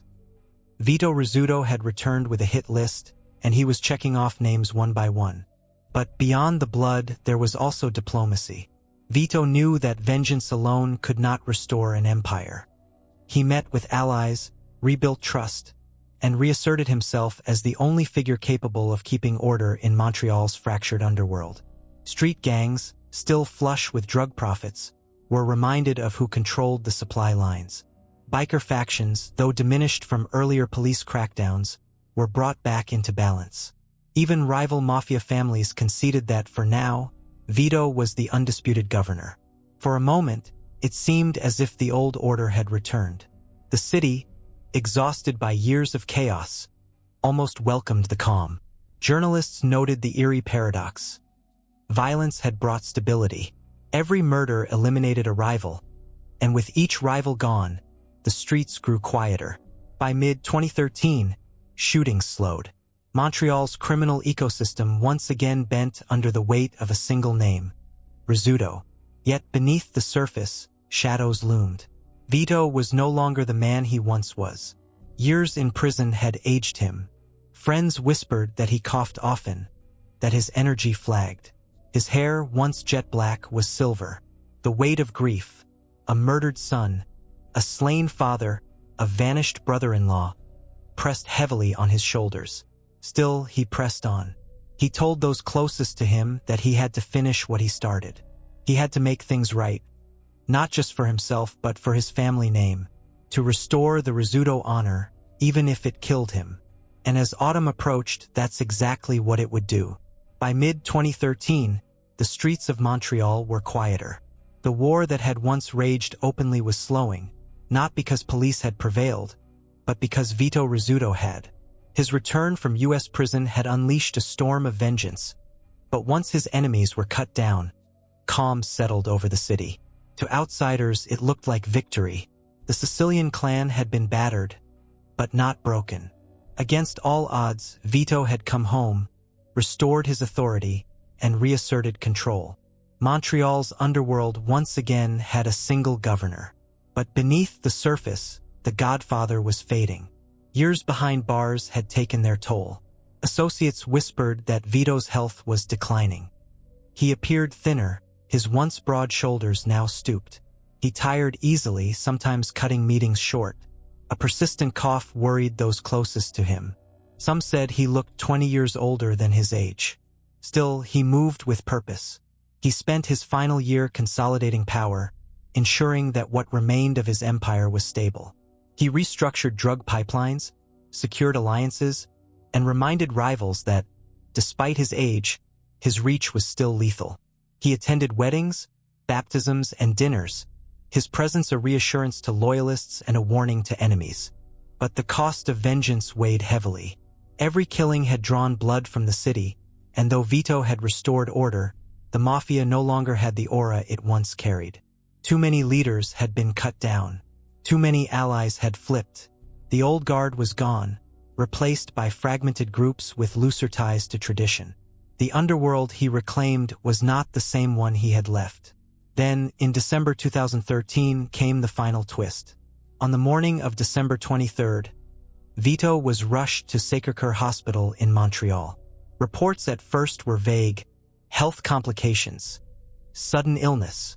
By afternoon, the truth spread. Vito Rizzuto, the Godfather of Canada, was dead. The official cause was listed as pneumonia, but few believed it was that simple. Rumors swirled immediately. Some whispered of poisoning, an invisible hand finally striking down the untouchable Don. Others spoke of revenge, that enemies who could not kill him with bullets had killed him with chemistry. Still others believed it truly was nature, that years of stress, prison life, and grief had worn his body down. Whatever the truth, his death was seismic. For decades, Vito had been the center of gravity in Montreal's underworld. His diplomacy, his ruthlessness, his aura, all had kept the city in balance. With his passing, that balance was shattered once again. Funeral preparations began almost immediately. But a funeral for a man like Vito was not just a farewell, it was a statement. The procession, the church, the mourners, every detail would send a message about the reach of the Rizzuto name. December 2013. Snow blanketed Montreal as news spread like wildfire. Vito Rizzuto was dead. The official word was pneumonia, a sudden illness that overwhelmed his body. But in the cafés of St. Leonard, in the banquet halls of Little Italy, and in the hushed corridors of law enforcement, no one accepted that answer without doubt. For a man who had survived bullets, prison, and betrayal, death by illness seemed almost anticlimactic. Rumors swirled. Poison slipped into a glass of wine, a slow-acting toxin administered over months, a final act of vengeance by rivals who feared his return to full power. Detectives privately admitted they could not rule it out. To this day, the true cause remains a subject of speculation, another mystery layered onto an already legendary life. His funeral was unlike any Montreal had seen. On December 30th, thousands gathered at Notre Dame de la Défense Church in Little Italy. The church itself was a monument of the immigrant community, its fresco of Mussolini on horseback a relic of an earlier era, and now the stage for the farewell of Canada's Godfather. Black limousines lined Dante Street. Floral arrangements towered outside the entrance, their ribbons marked with names that spoke of power and loyalty. Inside, the pews overflowed with mourners. Family, friends, businessmen, politicians, and underworld figures who came to pay respects. Police filled the sidewalks, cameras in hand, recording every handshake, every embrace. For investigators, the funeral was a roll call of Montreal's remaining mafia players. The service was solemn, almost regal. Priests spoke of family, faith, and legacy, avoiding mention of the life Vito had truly lived. Outside, whispers filled the air. Who will take his place? For years, succession had been the unspoken question. Vito's son, Nick Jr., had been murdered in 2009. His father, Nicolo, assassinated in 2010. His brother-in-law, Paolo Renda, kidnapped and presumed dead. There was no clear heir, no obvious successor to the throne. Within days, factions began circling. Some pointed to Leonardo Rizzuto, Vito's surviving son, a lawyer by profession but now thrust into the underworld spotlight. Others looked to Stefano Solicito, a longtime ally with ties to both Sicilian and Calabrian clans. Still others argued that the Rizzuto era had ended with Vito's death, and that Montreal's mafia would fracture permanently. For police, the aftermath was both relief and dread. Relief because the man who had eluded justice for decades was finally gone. Dread because without him, the fragile order he imposed would crumble. Montreal had learned in the years of his imprisonment what happened when the underworld lacked a steady hand. Chaos, war, and blood. As the coffin was lowered, Montreal's godfather was laid to rest, his empire in turmoil. His reign had been long, bloody, and unmatched in Canadian history. Yet in death, as in life, questions lingered. Did he truly die of illness, or was he murdered in silence? Who would inherit his throne, if anyone? And most of all, had Canada seen the last of Mafia Incorporated, or only the beginning of another chapter? One thing was certain: Vito Rizzuto's name would never be forgotten. For some, he was a criminal mastermind who corrupted politics, business, and justice. For others, he was a man of honor, a protector, a symbol of Sicilian pride in a foreign land. To Montreal, he was a shadow that had loomed for decades. And even in the grave, that shadow lingered. The death of Vito Rizzuto in December 2013 left more than a family grieving. It left a city without its governor. For decades, Vito had kept Montreal's underworld balanced, sometimes with diplomacy, sometimes with bullets, but always with control. Without him, the question was immediate: who would rule now? The answer was not obvious. The traditional mafia structure had been decimated. Nicolo, the patriarch, was dead. Nick Jr., the heir apparent, had been murdered years earlier. Paolo Renda, the consigliere, was missing and presumed dead. What remained of the Sicilian clan was fractured, weakened by years of war. Attention quickly turned to Leonardo Rizzuto, Vito's surviving son. Unlike his father, Leonardo had trained as a lawyer, earning a reputation as a calm, intelligent professional far removed from the world of contract killings and narcotics shipments. But bloodlines are destiny in the mafia. Associates whispered that, whether he wanted it or not, Leonardo would be expected to lead.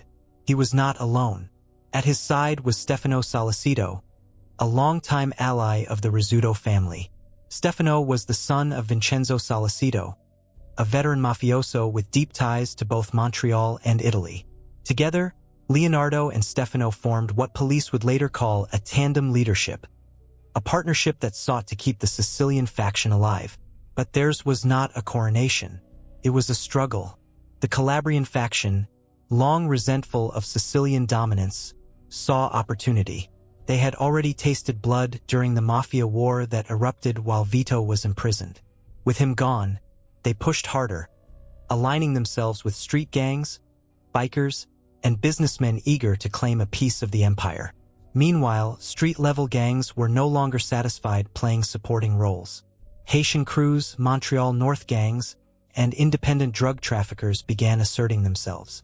The mafia's old-world traditions, oaths of loyalty, codes of silence, meant little to these younger, more volatile players.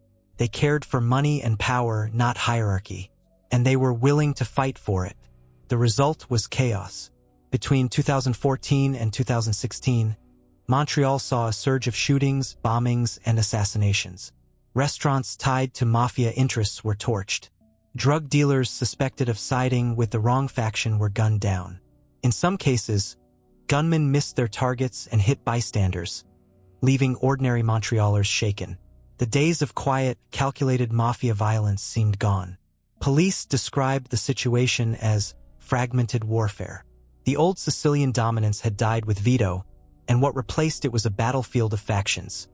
Sicilians loyal to Leonardo and Stefano, Calabrians eager to seize control, bikers seeking leverage, and street gangs willing to sell their loyalty to the highest bidder. Through it all, Leonardo Rizzuto tried to project calm. He avoided the flamboyance of other gangsters, living quietly, raising his family, and presenting himself as a man of business.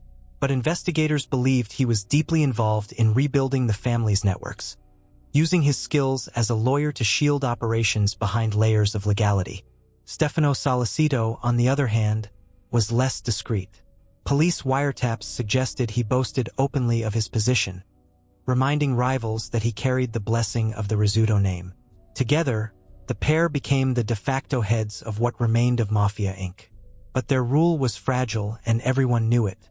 Without Vito's charisma, his aura, his decades of diplomacy, the the Sicilians no longer inspired automatic fear.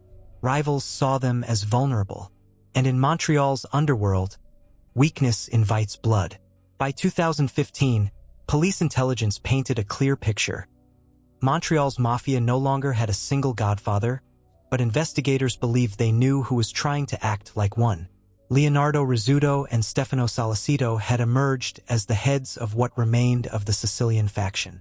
Wiretaps captured their conversations, revealing a mix of nostalgia for Vito's days and frustration at the chaos left behind. They spoke of alliances, of stabilizing the drug trade, of regaining control over construction and union rackets. But there was an air of desperation too. They knew they were playing a dangerous game, one without the shield of Vito's charisma or authority. Law enforcement watched closely. After years of frustration at seeing Vito walk free, they were eager to strike at his successors. The opportunity came with Project Mago-Mastiff, a massive joint investigation by the RCMP and Charité du Québec. The operation targeted both the Mafia and the Hells Angels, aiming to dismantle the fragile partnerships that controlled Montreal's underworld. In November 2015, the hammer fell. Police raids swept across the city, arresting Nicolo Rizzuto, Stefano Salicito, and dozens of associates. The charges were sweeping: gangsterism, conspiracy to traffic cocaine, firearms offenses. The crown jewel of the arrests was Nicolo himself, the son of Vito, the heir to the dynasty, now in shackles like his father once had been. For investigators, it was vindication. For the underworld, it was another destabilizing shock. Nicolo and Stefano were denied bail, spending months behind bars as their case crawled through the courts. Meanwhile, rivals pressed their advantage. Calabrian clans expanded influence in Laval and Toronto, using the Sicilians' weakness to seize lucrative markets. Street gangs became bolder, cutting deals directly with South American suppliers, bypassing mafia intermediaries altogether. When Nicolo and Stefano were finally released on bail in 2018, their power had eroded. Though still respected as figureheads, they lacked the iron grip that Vito had once commanded. Montreal's underworld was no longer a pyramid with a don at the top. It was a mosaic of factions, each vying for profit and survival. The Rizzuto name still carried weight, but it no longer guaranteed obedience. For the first time in half a century, Montreal had no single ruler. Law enforcement called it progress, a sign that decades of pressure had fractured Mafia Incorporated. But on the streets, the reality was different. A fractured underworld meant more instability, more unpredictability, more blood. Where Vito had once kept bikers, street gangs, and Calabrians in balance, no one now could fill that role. The reign of the Rizzutos had not ended cleanly. It had bled out slowly, through assassinations, arrests, and betrayals. And though Nicolo tried to carry the family legacy, it was clear the dynasty his father built had entered decline. Montreal's mafia had entered a new era, one without a godfather. The death of Vito Rizzuto in 2013 had ended an era, but it did not end organized crime in Montreal. Instead, it opened the door to something far more dangerous: a battlefield without a king. For decades, Vito's charisma and cunning had kept the city's underworld balanced. Bikers, Calabrians, Sicilians, Irish mobsters, and street gangs all had coexisted under his watch. He was the mediator, the diplomat, the governor. With him gone, the delicate web unraveled. By the late 2010s, Montreal's mafia was no longer a pyramid with a don at the top. It was a mosaic of factions. The Calabrians, emboldened by Sicilian weakness, pushed hard to reclaim dominance. Street gangs, many of them younger and more violent, took on bigger roles in the cocaine trade, often working directly with South American cartels. Biker crews, though diminished after massive police crackdowns, remained a force in drug distribution and extortion. And at the center of it all was a name that still lingered: Rizzuto. Nicolo Rizzuto, the last surviving son of Vito, tried to carry the legacy. Alongside Stefano Salicito, he attempted to rebuild the Sicilian faction, presenting themselves as co-leaders of what remained of Mafia Incorporated. For a brief moment, it seemed possible. Wiretaps revealed conversations about stabilizing the drug trade, regaining control of unions, and rebuilding the trust that had once made the Rizzutos untouchable. But it was not the same. Without Vito's charisma and decades of earned authority, Leonardo and Stefano were figureheads, not governors. Rivals saw weakness, and weakness in the underworld is an invitation to blood. The police took advantage of this vulnerability. In 2015, Project Magomastiff delivered a heavy blow, arresting Leonardo, Stefano, and dozens of allies. Though both men were eventually released on bail, the damage was done. Their aura of control had evaporated. The old Sicilian order was broken beyond repair. In the vacuum, new power brokers rose. The Calabrians, with roots stretching back to the Catroni era, expanded steadily, particularly in Laval and Toronto. They forged alliances with ambitious businessmen and younger street gangs, positioning themselves as the heirs to Montreal's underworld. But it wasn't just the Calabrians. Haitian gangs in Montreal North began flexing their muscle, controlling corners and pushing cocaine with ruthless efficiency. Their loyalty was transactional. They worked with whoever paid best, whether Sicilian, Calabrian, or independent. For the traditional mafia, this was a nightmare. The old codes of loyalty and respect meant little to a new generation who saw crime as pure business.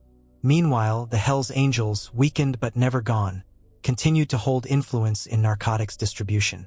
Even after the biker wars of the 1990s and the police crackdowns of the 2000s, they remained too entrenched to ignore. In some neighborhoods, they partnered with mafia remnants. In others, they competed violently. The result was not stability, but fragmentation. Montreal had gone from being one of the most tightly controlled criminal cities in North America to one of the most chaotic. And through it all, one question lingered like a shadow.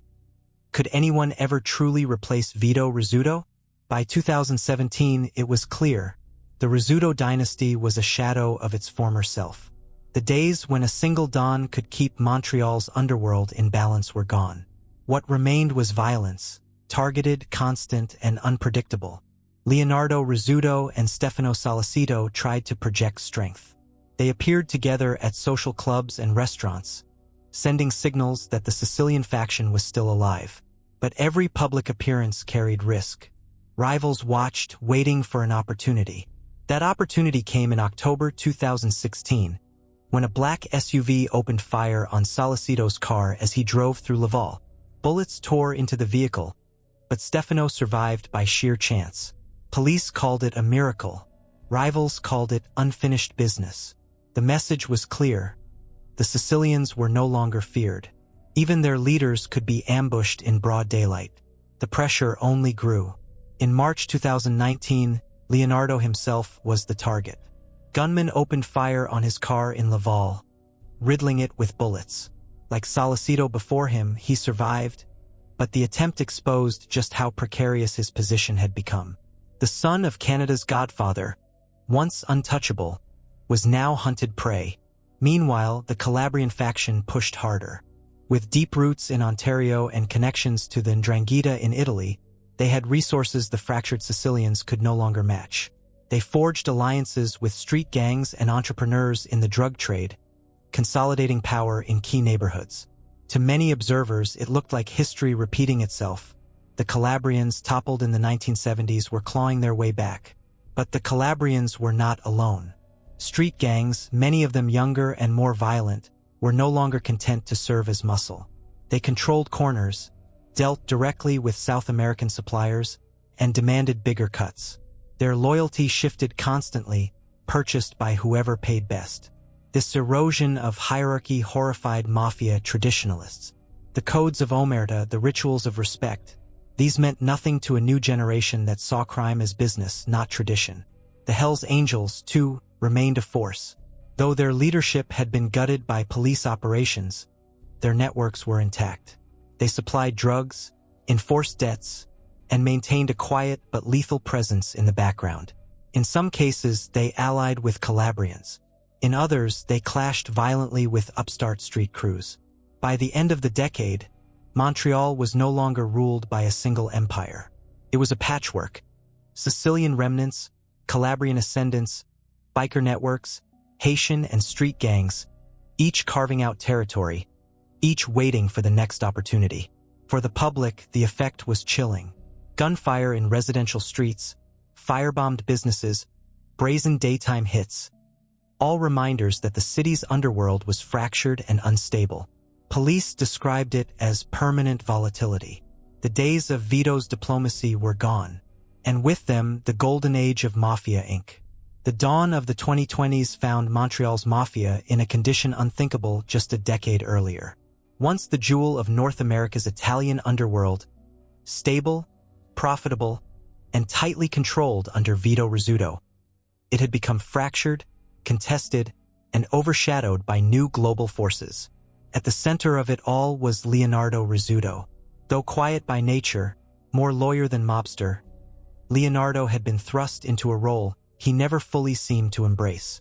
Police and rivals alike recognized him as one of the de facto heads of what remained of the Sicilian faction. Alongside Stefano Solicito, he tried to carry the family banner.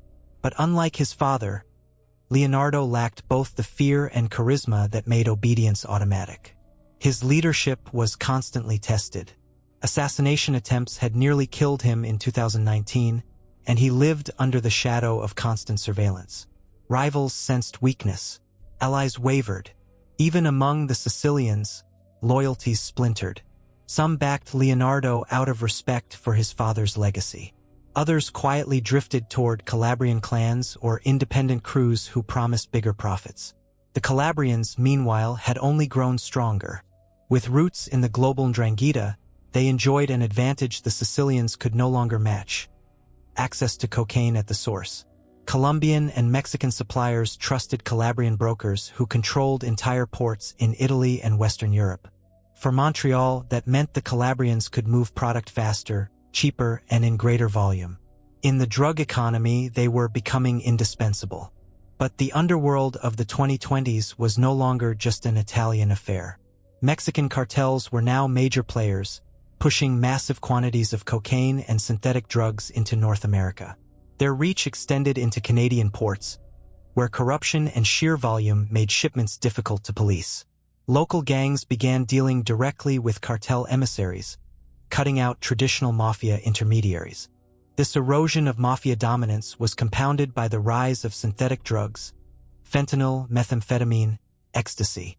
Unlike heroin and cocaine, which required international smuggling routes, synthetics could be produced in labs close to home. For Montreal's younger gangs, this meant independence. They no longer needed to bow to mafia brokers. They could manufacture their own empires. And yet, the mafia name still carried weight. Despite losses, the Rizzuto legacy lingered like a shadow. Construction, unions, gambling, these remained under mafia influence. But drugs, the lifeblood of modern organized crime, were slipping from their grip. For police, the picture was complex. Gone were the days when a single don could be targeted to cripple the entire underworld. Instead, they faced a hydra: dozens of factions, overlapping networks, and international suppliers beyond their jurisdiction. Investigators spoke of a post-mafia era, not because the mafia was gone, but because it was just one of many players in a crowded, globalized field. And yet, as history had shown time and again, Montreal's mafia was never truly finished. Families fractured, leaders fell, but the network endured. Even in decline, the Rizzuto name commanded respect, fear, and, in some circles, loyalty. The question was whether Nicolo could hold on long enough to keep that flame alive. The 2020s exposed just how fragile the remnants of the Rizzuto empire had become. Without Vito's steady hand, the Sicilian faction lived under constant siege. Every month seemed to bring another attack, another betrayal, another reminder that the golden age of Mafia Incorporated was gone. Nicolo Rizzuto, despite his survival of earlier assassination attempts, remained a marked man. His car had been riddled with bullets in 2019, and though he escaped with his life, the attempt exposed the new reality. The son of Vito was no longer feared. Rivals would strike at him openly, in public, without hesitation. For decades, even the thought of targeting a Rizzuto was unthinkable. Now it was a tactic. The Calabrians pressed their advantage. Tied deeply into the global 'Ndrangheta, they controlled cocaine at its source, smuggling it through European ports and across the Atlantic. Their access to suppliers was unmatched, and in the drug economy, supply was power.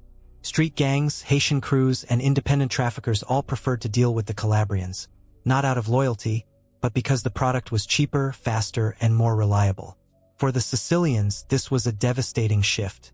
Once, they had dominated the narcotics pipeline. Now, they were being squeezed out of their most lucrative trade. At the same time, younger gangs in Montreal were rewriting the rules. Haitian crews in Montreal North, biker-affiliated street gangs, and multi-ethnic outfits across the city no longer bowed to the mafia. They had their own connections, their own muscle, their own profits. To them, the old rituals of omerta, the hierarchy of capos and soldiers, seemed outdated. Crime was business, nothing more. Violence reflected this change. Where mafia killings had once been surgical, a bullet in a driveway, a body in a ditch, the new generation's hits were reckless. Drive-bys sprayed bullets into crowded streets. Explosives rattled neighborhoods.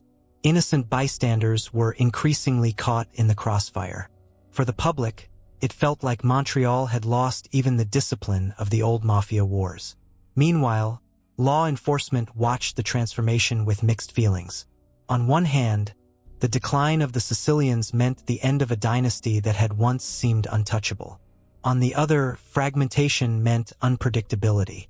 The police could no longer target a single don to stabilize the city.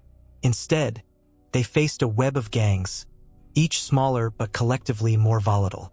Nicolo Rizzuto tried to adapt. He leaned on his legal expertise, creating a protective shell of legitimacy around himself. He invested quietly, sought alliances cautiously, and avoided the flamboyance that had doomed so many others. But he could not escape his name. To his enemies, he was still a Rizzuto. To his allies, he was expected to be one. And in the shadows, as always, whispers grew. Some said the Sicilian faction was finished, its influence broken beyond repair. Others believed the name still carried enough weight to stage a resurgence, if only the right leader would emerge. But one thing was certain: the Montreal of the 2020s was no longer the city Vito had ruled. The rules had changed, the players had multiplied, and the future of Mafia Incorporated had never been more uncertain. By 2022, Montreal's Mafia resembled a battlefield after the war. Smoking ruins, scattered survivors, and no clear victor. Yet among the ashes, the Rizzuto name still carried enough gravity to draw both loyalty and bullets. Nicolo Rizzuto remained the reluctant heir. Soft-spoken, better known in legal circles than on the street, he never projected the aura of his father. But in a city where symbolism mattered as much as muscle, his surname alone made him a target. To rivals, eliminating Leonardo meant hammering the last nail into the Sicilian coffin. To loyalists, protecting him meant clinging to the memory of Vito's empire. In February 2023, the inevitable happened. Leonardo was driving through Laval when gunmen struck, riddling his vehicle with bullets in broad daylight. Somehow, like his father had so many times before, he survived. The attack, brazen and public, confirmed what police already feared. The underworld was no longer operating under old mafia codes. To fire on the son of Vito Rizzuto in a busy neighborhood was unthinkable in the days of Cosa Nostra honor. In the 2020s, it was just business. Meanwhile, the Calabrians tightened their grip. With direct lines to the 'Ndrangheta, now considered the most powerful criminal organization in the world, they controlled cocaine imports on a scale the fractured Sicilians could not match. Their networks spanned Europe, South America, and Ontario, giving them global reach and financial dominance. Montreal's Calabrian clans, once overshadowed by Vito, now looked poised to reclaim what had been lost decades earlier. But the Calabrians were not the only ones filling the void. Street gangs expanded aggressively. Haitian crews in Montreal North, multi-ethnic outfits in Laval, and biker-linked gangs across the island were carving up territory. They embraced new markets: fentanyl, methamphetamine, synthetic opioids. These drugs, cheaper and easier to move than cocaine or heroin, brought massive profits and fueled a surge in overdoses that spilled into the headlines. To them, the mafia was just another player, respected but no longer feared. Deals were struck not out of tradition but out of convenience. Loyalty was measured in dollars, not blood. Police observed this transformation with unease. The old days of the Rizzuto reign, while bloody, had at least imposed order. Vito had kept factions in balance, preventing the kind of chaotic street wars that terrorized neighborhoods. In his absence, violence was more reckless, alliances more fragile, and Montreal's criminal landscape more volatile than ever. Still, whispers persisted. Some said Leonardo's survival of multiple assassination attempts proved he carried the same strange luck as his father, a man born under a lucky star. Others believed that luck would eventually run out. And beneath those whispers was a question that haunted both cops and criminals. Was the Rizzuto era truly over, or was another chapter still waiting to be written? The February 2023 attempt on Leonardo Rizzuto's life reverberated through Montreal like an earthquake. For the public, it was a reminder that the city's mafia wars were not confined to history books. For police, it was proof that even the last surviving son of Vito Rizzuto was no longer shielded by fear or respect. Leonardo's survival was almost uncanny. Bullets ripped through his vehicle, glass shattered, metal twisted. Yet he escaped with his life. To loyalists, it felt like destiny repeating itself. His father, too, had cheated death more than once before prison finally claimed him. Perhaps, they whispered, Leonardo carried that same Stella Fortunata, the lucky star. But survival was not victory. The fact that rivals had dared to target him so publicly showed just how far the Sicilian faction had fallen. Once, to plot against a Rizzuto was unthinkable.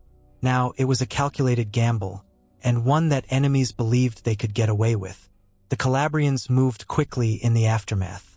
Already dominant in cocaine pipelines thanks to their 'Ndrangheta connections, they began consolidating control over Montreal distribution. Their alliances with Toronto clans and European brokers gave them resources the Sicilians could not match.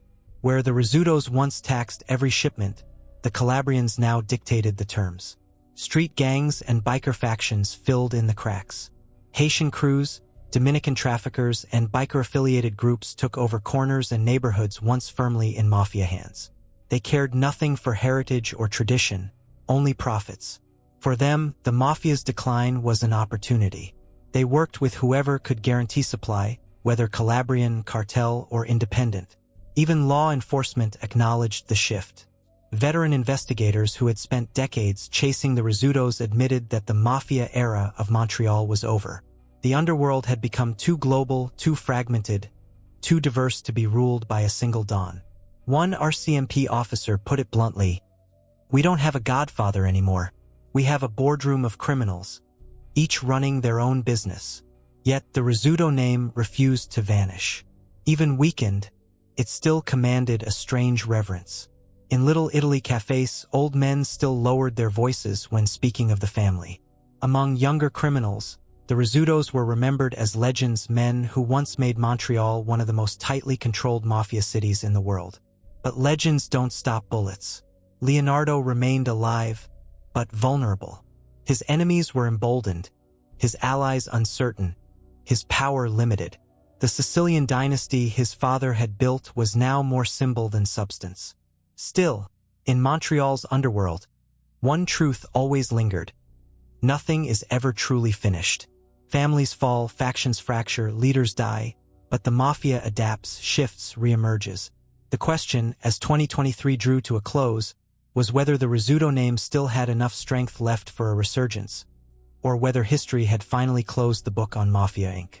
By 2024, Montreal's criminal landscape no longer resembled the orderly empire once commanded by Vito Rizzuto.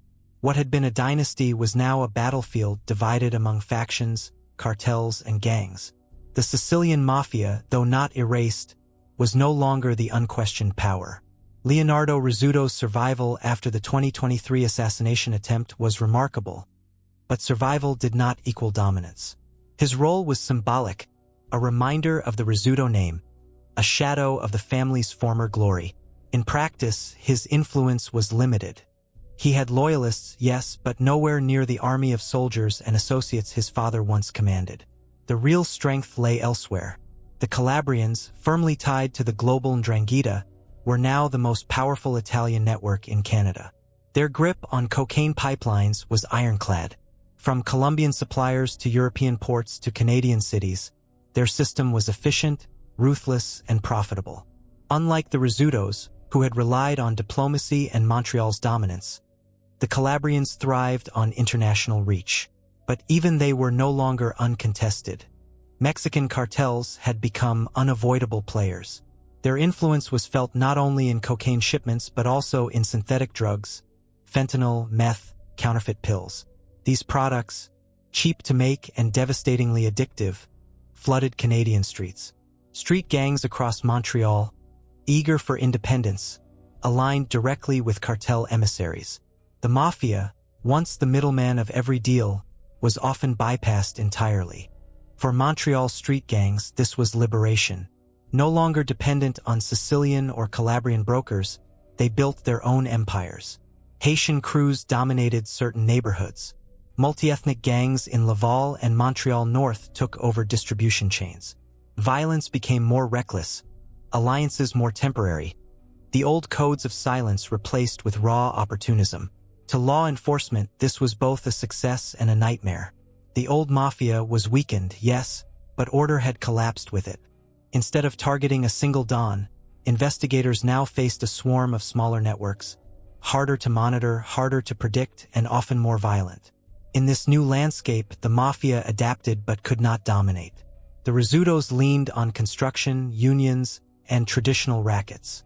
The Calabrians thrived in international smuggling. But the future clearly belonged to those who embraced globalization and synthetics. Mexican cartels and local gangs were reshaping Montreal's underworld in ways even Vito could never have imagined. And yet, in Little Italy cafes and among the city's older generation, there was still a refrain. It was different under Vito. Different, because one man with charm and blood had kept the chaos at bay. By 2024, even the most seasoned detectives admitted it openly. The age of the mafia in Montreal was over.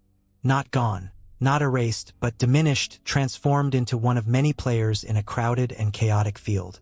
The new order was not really an order at all.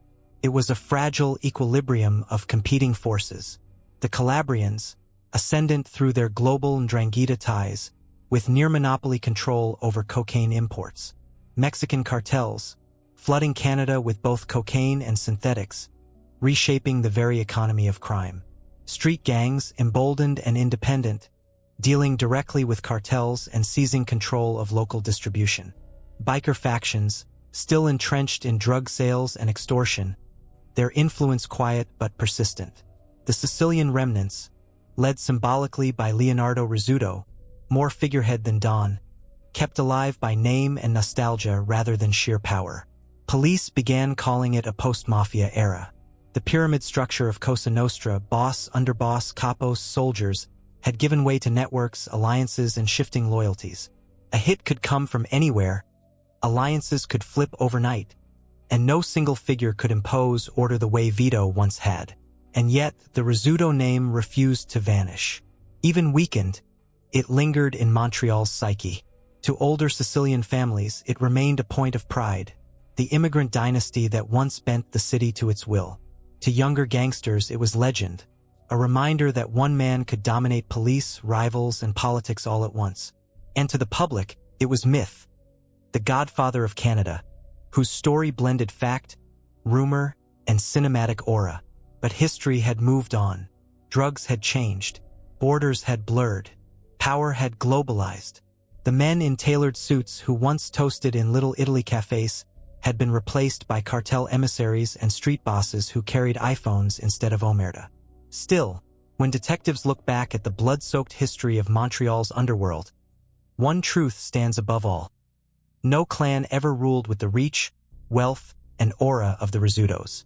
Their empire may be gone, their dynasty may be shattered, but the shadow of Mafia Incorporated still falls across the city, a reminder that for half a century, one Sicilian family made Montreal theirs.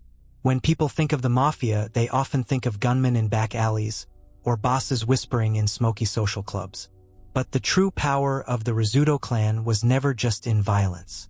It was in the way they blurred the line between underworld and overworld, embedding themselves in construction, politics, and unions so deeply that their influence became structural. In Montreal, construction was king, and the Rizzutos ruled it.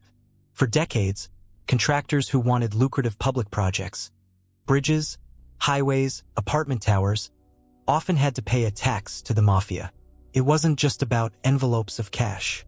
It was about securing union peace, ensuring no strikes delayed a project, guaranteeing that trucks delivered on time and supplies weren't mysteriously lost. To developers, it was extortion, but it was also insurance. With the Rizzutos smoothing the path, business flowed. This arrangement extended to the construction unions, many of which were infiltrated by mafia allies.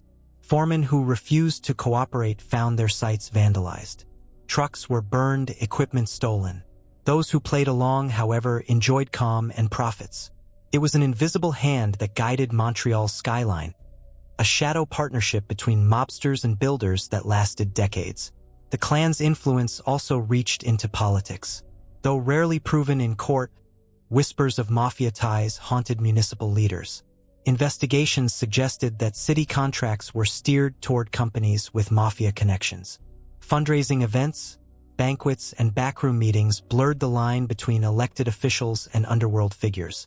Even at the height of police scrutiny, politicians were careful never to speak too loudly against the Rizzuto name. The 2011 to 2015 Charbonneau Commission, a public inquiry into corruption in Quebec's construction industry, revealed just how deep this went. Testimony described a system where mafia-linked companies colluded to inflate prices, siphoning millions from public funds. Witnesses spoke of envelopes of cash handed to officials, of tenders rigged in backrooms, of union bosses enforcing order on behalf of the mob. For many Quebecers, it was shocking. Not that the mafia existed, but that it had become so normal, so institutionalized. Even beyond construction, the mafia touched everyday life. Restaurants, cafes, and banquet halls doubled as meeting places for deals. Loan sharking provided cash to small businesses when banks refused. Gambling, both legal and illegal, poured money into mafia coffers. For many in Montreal, the mafia wasn't a distant criminal organization. It was part of the city's ecosystem, unavoidable and omnipresent. And at the center of it all, for decades, was the Rizzuto clan. What made them unique was not just their power, but their discretion. Unlike flamboyant New York bosses such as John Gotti, who craved tabloid headlines, Vito Rizzuto cultivated invisibility. He appeared as a businessman, not a gangster. He avoided the limelight, spoke softly, and carried himself with elegance. That discretion allowed his family to last longer, burrow deeper, and spread wider than most criminal organizations ever could. Their legacy, however, is double-edged. To their enemies, they were parasites, bleeding billions from public projects and spreading violence. To some in the community, they were protectors, ensuring jobs flowed, disputes ended, and order maintained. To historians, they remain a case study in how organized crime can embed itself so thoroughly into a city that removing it feels impossible. Even in decline, even as Montreal shifted toward cartels and street gangs, the shadow of Mafia Incorporated remained. Every new scandal in construction, every whisper of union corruption, every brazen gangland hit was traced back in some way to the precedents set by the Rizzutos. They were more than criminals. They were architects of a system, one that still shapes Montreal today. When the Charbonneau Commission opened in 2011, many Quebecers expected some revelations about corruption in the construction industry. What they didn't expect was a raw, televised dismantling of the system that had quietly shaped their cities for decades. Day after day, witnesses sat in the inquiry room and peeled back the layers. There were construction bosses who admitted to paying taxes to the mafia. Union officials who described enforcing peace at job sites, not for workers but for mobsters. Municipal bureaucrats who spoke of envelopes of cash slipped across tables in exchange for inflated contracts. The picture that emerged was staggering.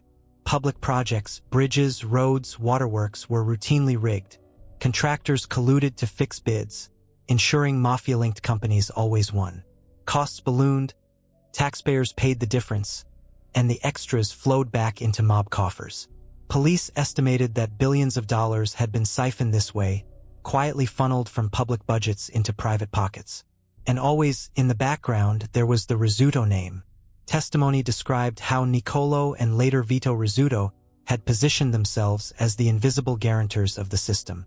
Developers knew that paying their piso, or protection tax, ensured no labor disputes, no vandalism, no delays. Union bosses like those in the FTQ construction were often mafia allies, ready to halt or sabotage projects if contractors didn't play along. It wasn't just extortion, it was governance, an alternative system of control that overlapped with official politics. The commission even heard about the now infamous mafia tax, a cut, often 2% or 3% of a contract's value, handed directly to mafia representatives in cash. To businessmen, it became just another line item as routine as paying suppliers. To Quebecers watching from their living rooms, it was enraging.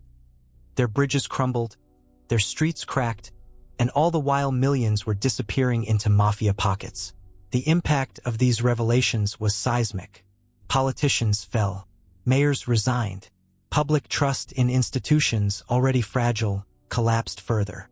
For many, the hearings confirmed what they had long suspected but never seen laid bare: that Quebec's politics and economy had been entwined with organized crime for decades.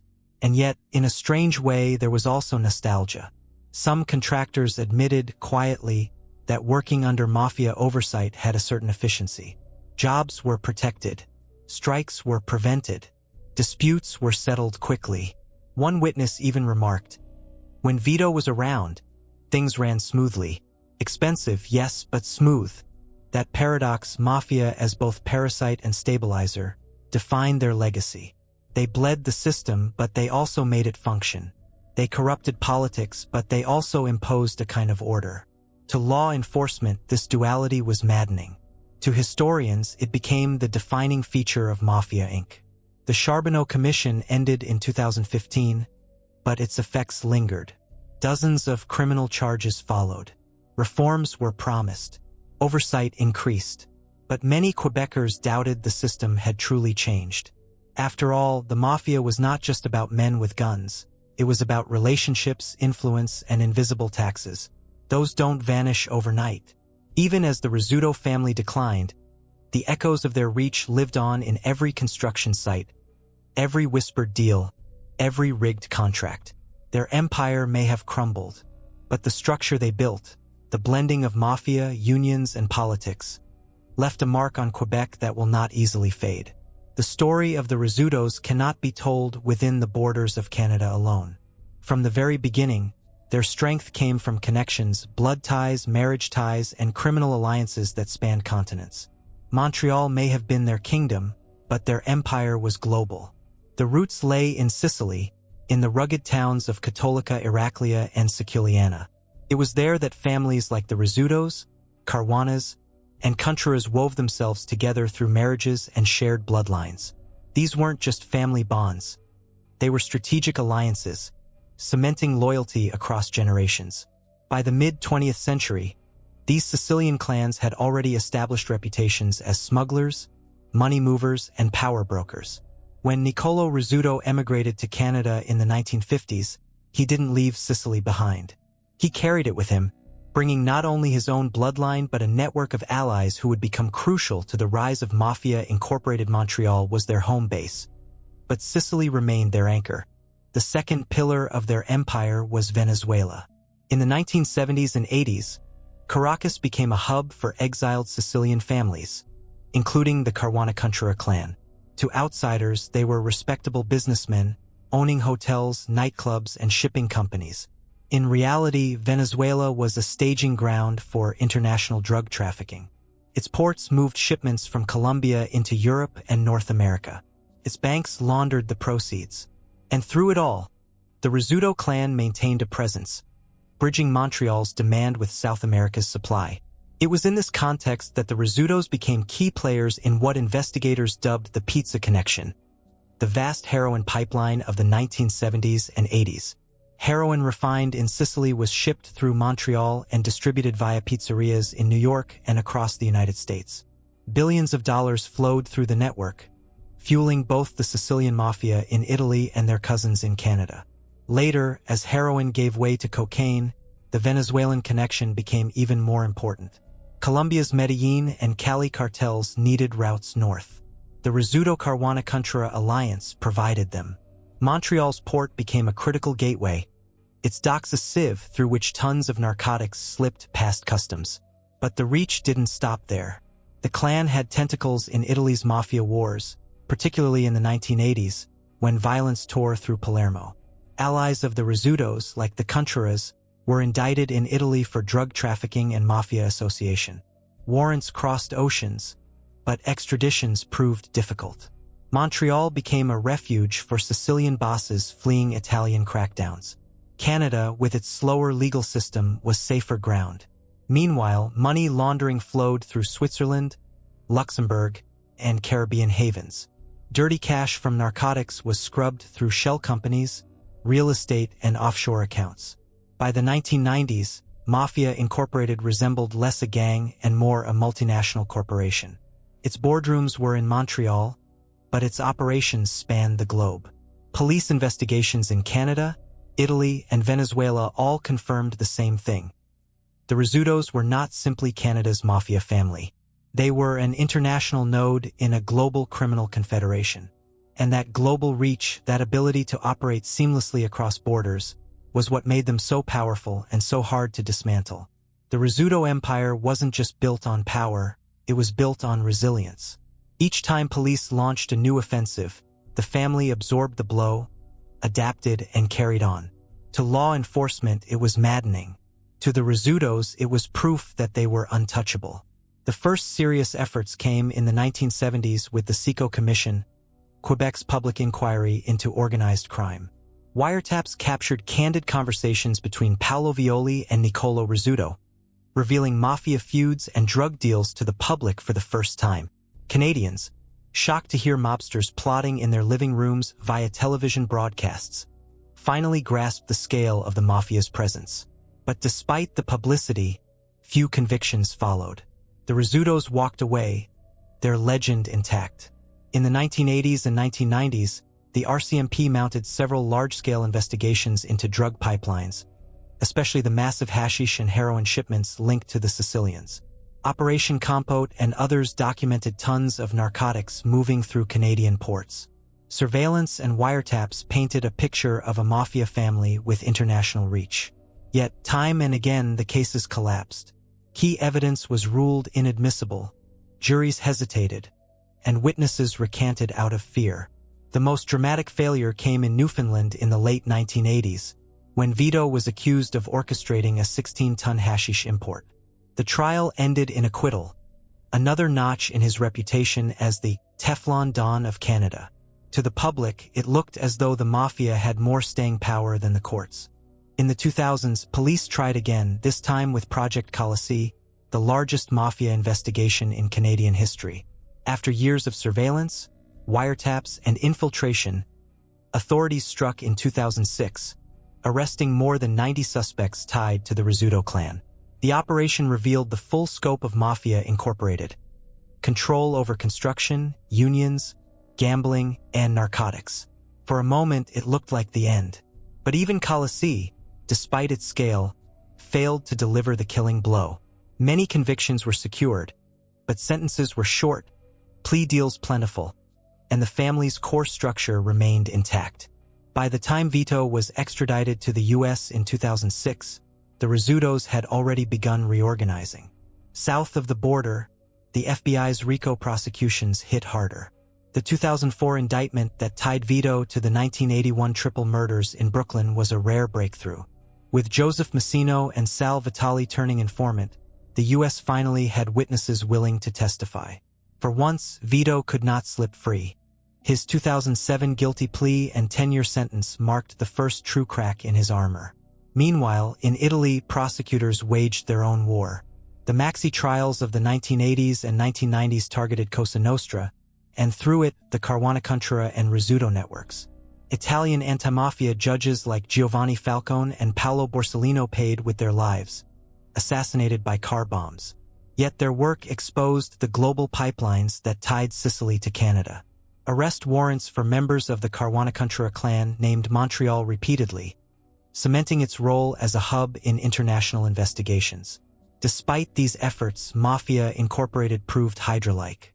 Cut off one head, and another emerged. Each investigation seemed monumental in scale, yet the family endured. Police grew frustrated, journalists cynical, and the public resigned. The Rizzutos had survived inquiry commissions, RCMP projects, FBI RICO cases, and Italian maxi processes, and still controlled Montreal.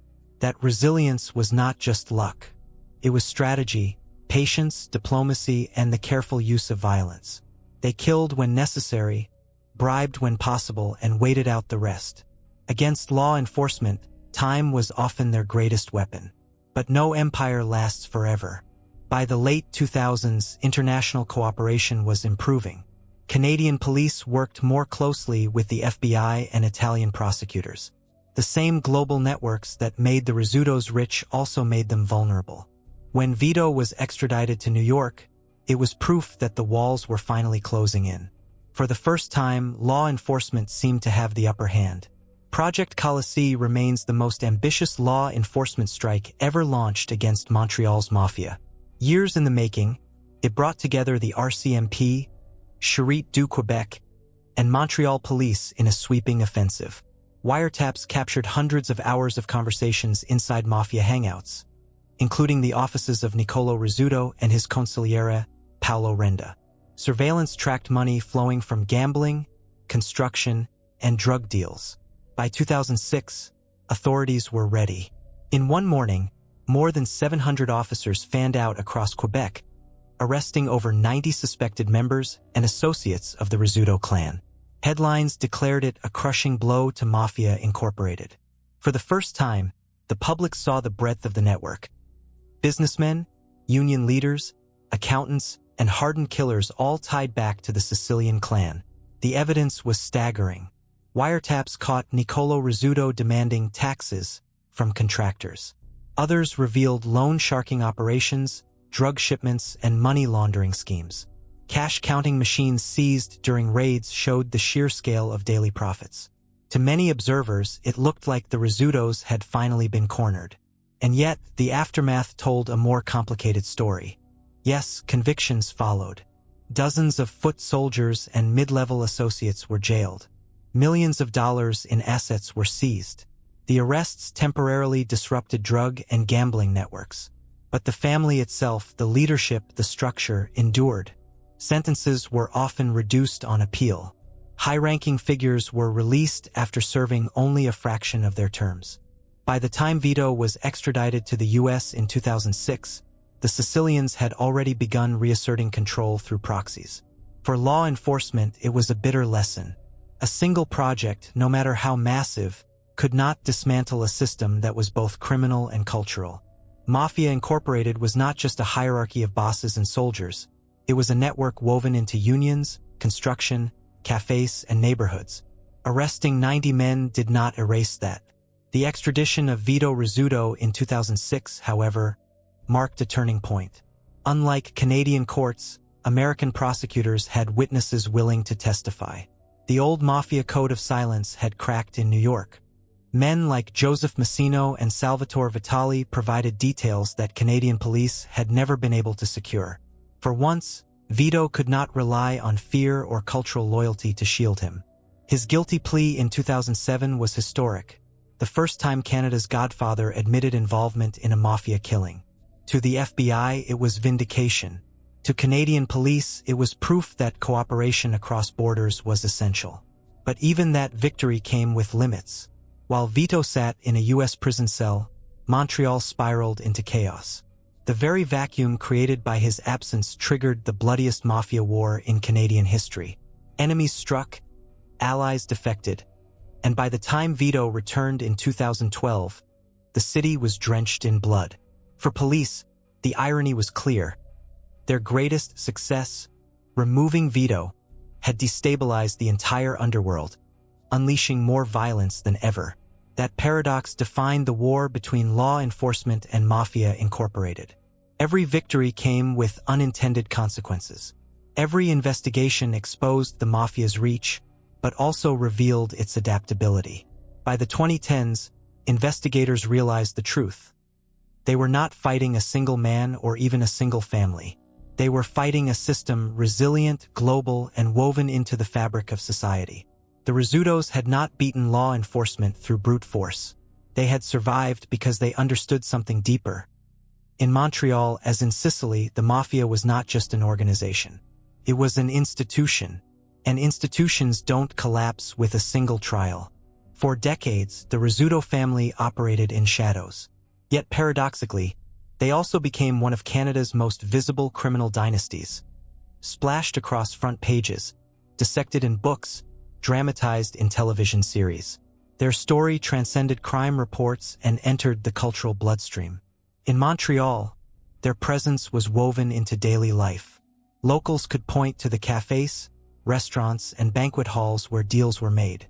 Antoine Berthelot Avenue, nicknamed Mafia Row by journalists, became infamous for its cluster of Rizzuto-linked mansions. For years, passers-by whispered as they drove past the high walls and immaculate lawns. That's where the Godfather lives. The public fascination only deepened as violence escalated. Each killing, each brazen daylight hit, was covered with cinematic flair.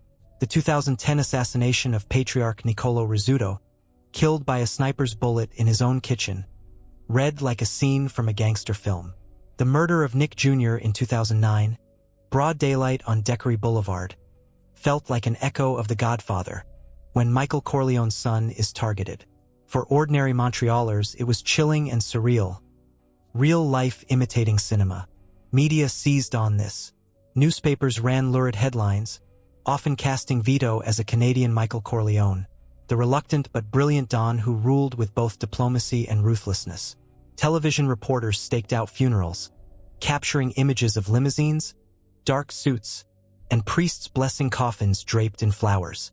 Each funeral became a spectacle, part mourning, part show of power. Books followed. Journalists and authors dove into wiretap transcripts, police reports, and street interviews. Titles like Mafia Incorporated turned the Rizzuto saga into best-selling nonfiction, framing the family not as street thugs, but as the architects of a multinational criminal corporation.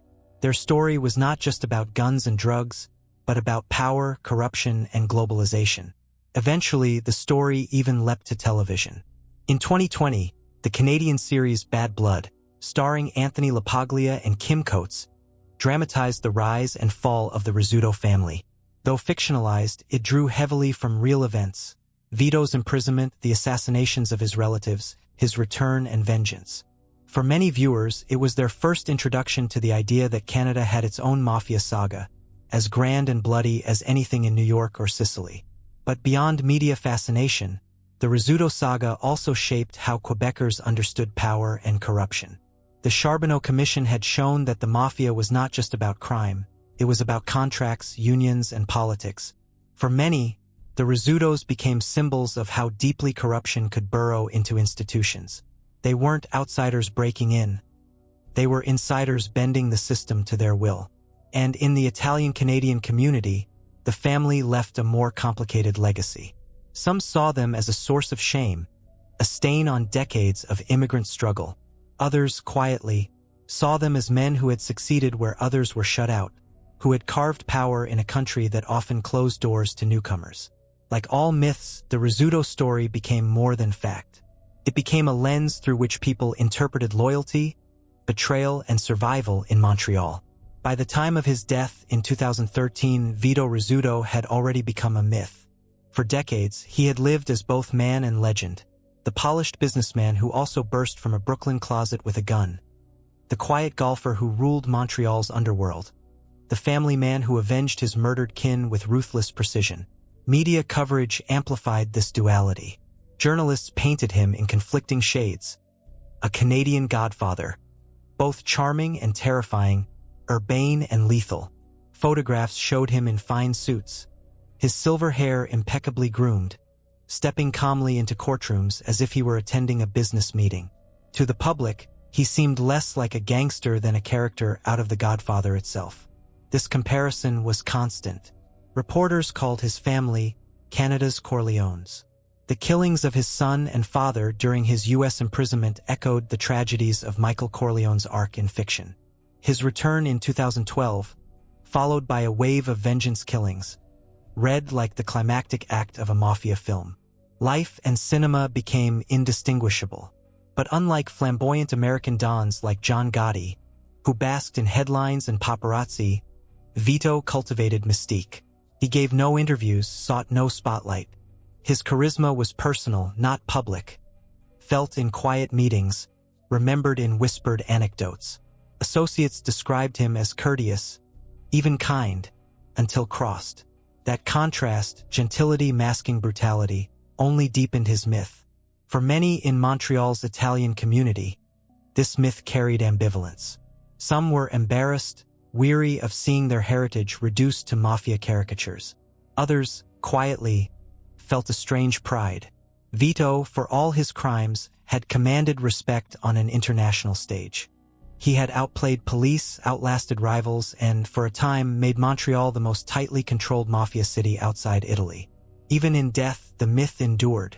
His funeral in 2013 was a spectacle, with thousands lining the streets, police documenting every handshake, cameras capturing the procession of limousines and black suits. To his enemies, it was the end of an era. To his allies, it was proof that his name still carried power. To the public, it was confirmation that they had lived alongside a figure who belonged to both history and legend. The cultural fascination persisted. Books, documentaries, and dramas kept revisiting his story. The TV series Bad Blood fictionalized it, reaching audiences worldwide.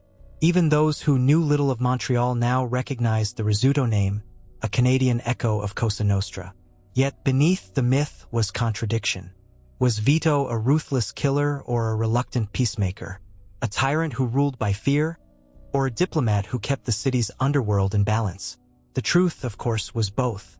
He was a man who embodied the paradox of mafia power. Stability built on blood, order enforced through fear, charisma masking cruelty. And that paradox is why his story endures. The Rizzutos were not just criminals. They were symbols. Symbols of corruption's reach, of loyalty and betrayal, of how myth can transform men into legends. In Montreal, their reign is over.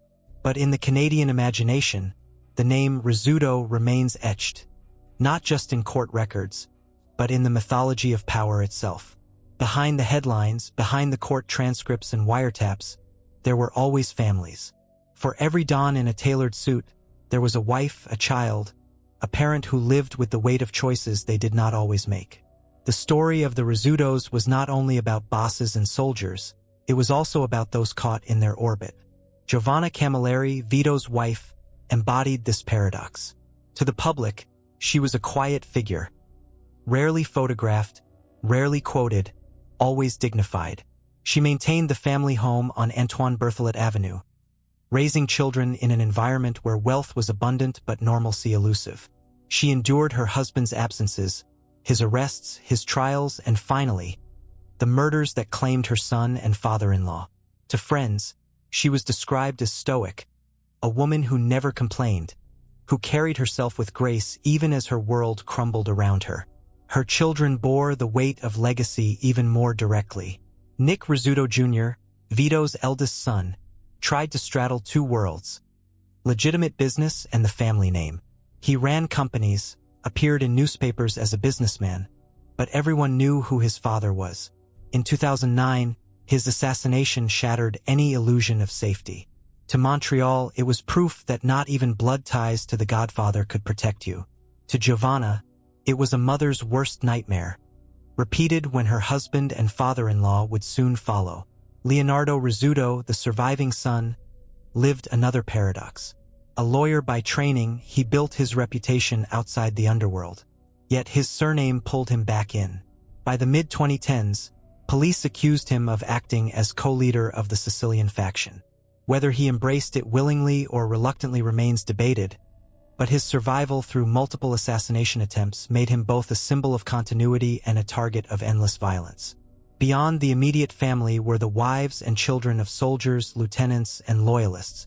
They lived in nice homes, drove good cars, sent their kids to private schools, but always with a shadow. Phone calls at night could mean a husband wouldn't come home.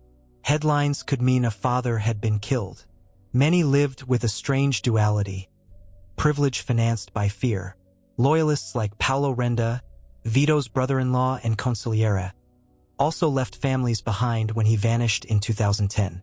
His disappearance, presumed a kidnapping and execution, left not only a hole in the clan's leadership but also in the lives of those who loved him. For his relatives, there was no funeral, no closure, only an absence that could never be filled.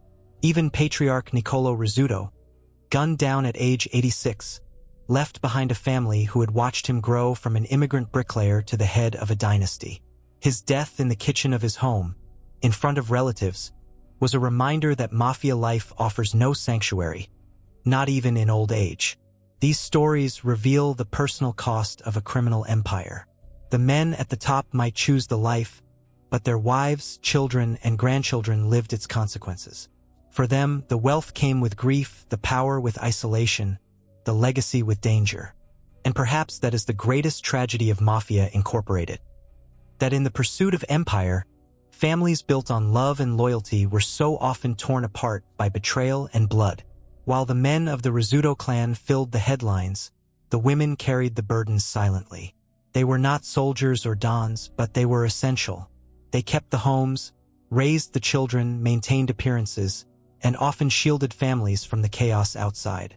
In mafia culture, women were rarely public figures. They avoided cameras, spoke little to outsiders, and cultivated discretion. Yet their role was critical. They hosted dinners where alliances were reinforced. They managed households where cash was abundant but volatile. They soothed children when fathers vanished for weeks, or when gunfire outside reminded them that danger was never far. Some wives became quiet managers of the family's legitimate businesses. Cafes, banquet halls, catering firms, these enterprises often had a woman's touch in their daily operation. While their husbands conducted business in smoky backrooms, the wives signed checks, met suppliers, and kept up the facade of legitimacy. For daughters and children, the legacy was heavier still. Some embraced the lifestyle, enjoying the wealth, the cars, the travel. But many carried resentment. They grew up under surveillance, both by police who monitored every move and by rivals who measured them as potential targets. Friendships were complicated by whispers. That's the son of a gangster. Romantic relationships were strained by fear. Will my partner live long enough to raise a family? Psychologists who studied mafia families in Sicily spoke of the constant tension between loyalty and survival. Children were taught silence, omerta, from an early age. They learned not to ask questions, not to speak to police, not to reveal too much even to friends. This culture of secrecy created distance, even within families. Fathers who lived double lives became shadows at home, their presence defined more by absence than affection. The cost was visible in moments of tragedy.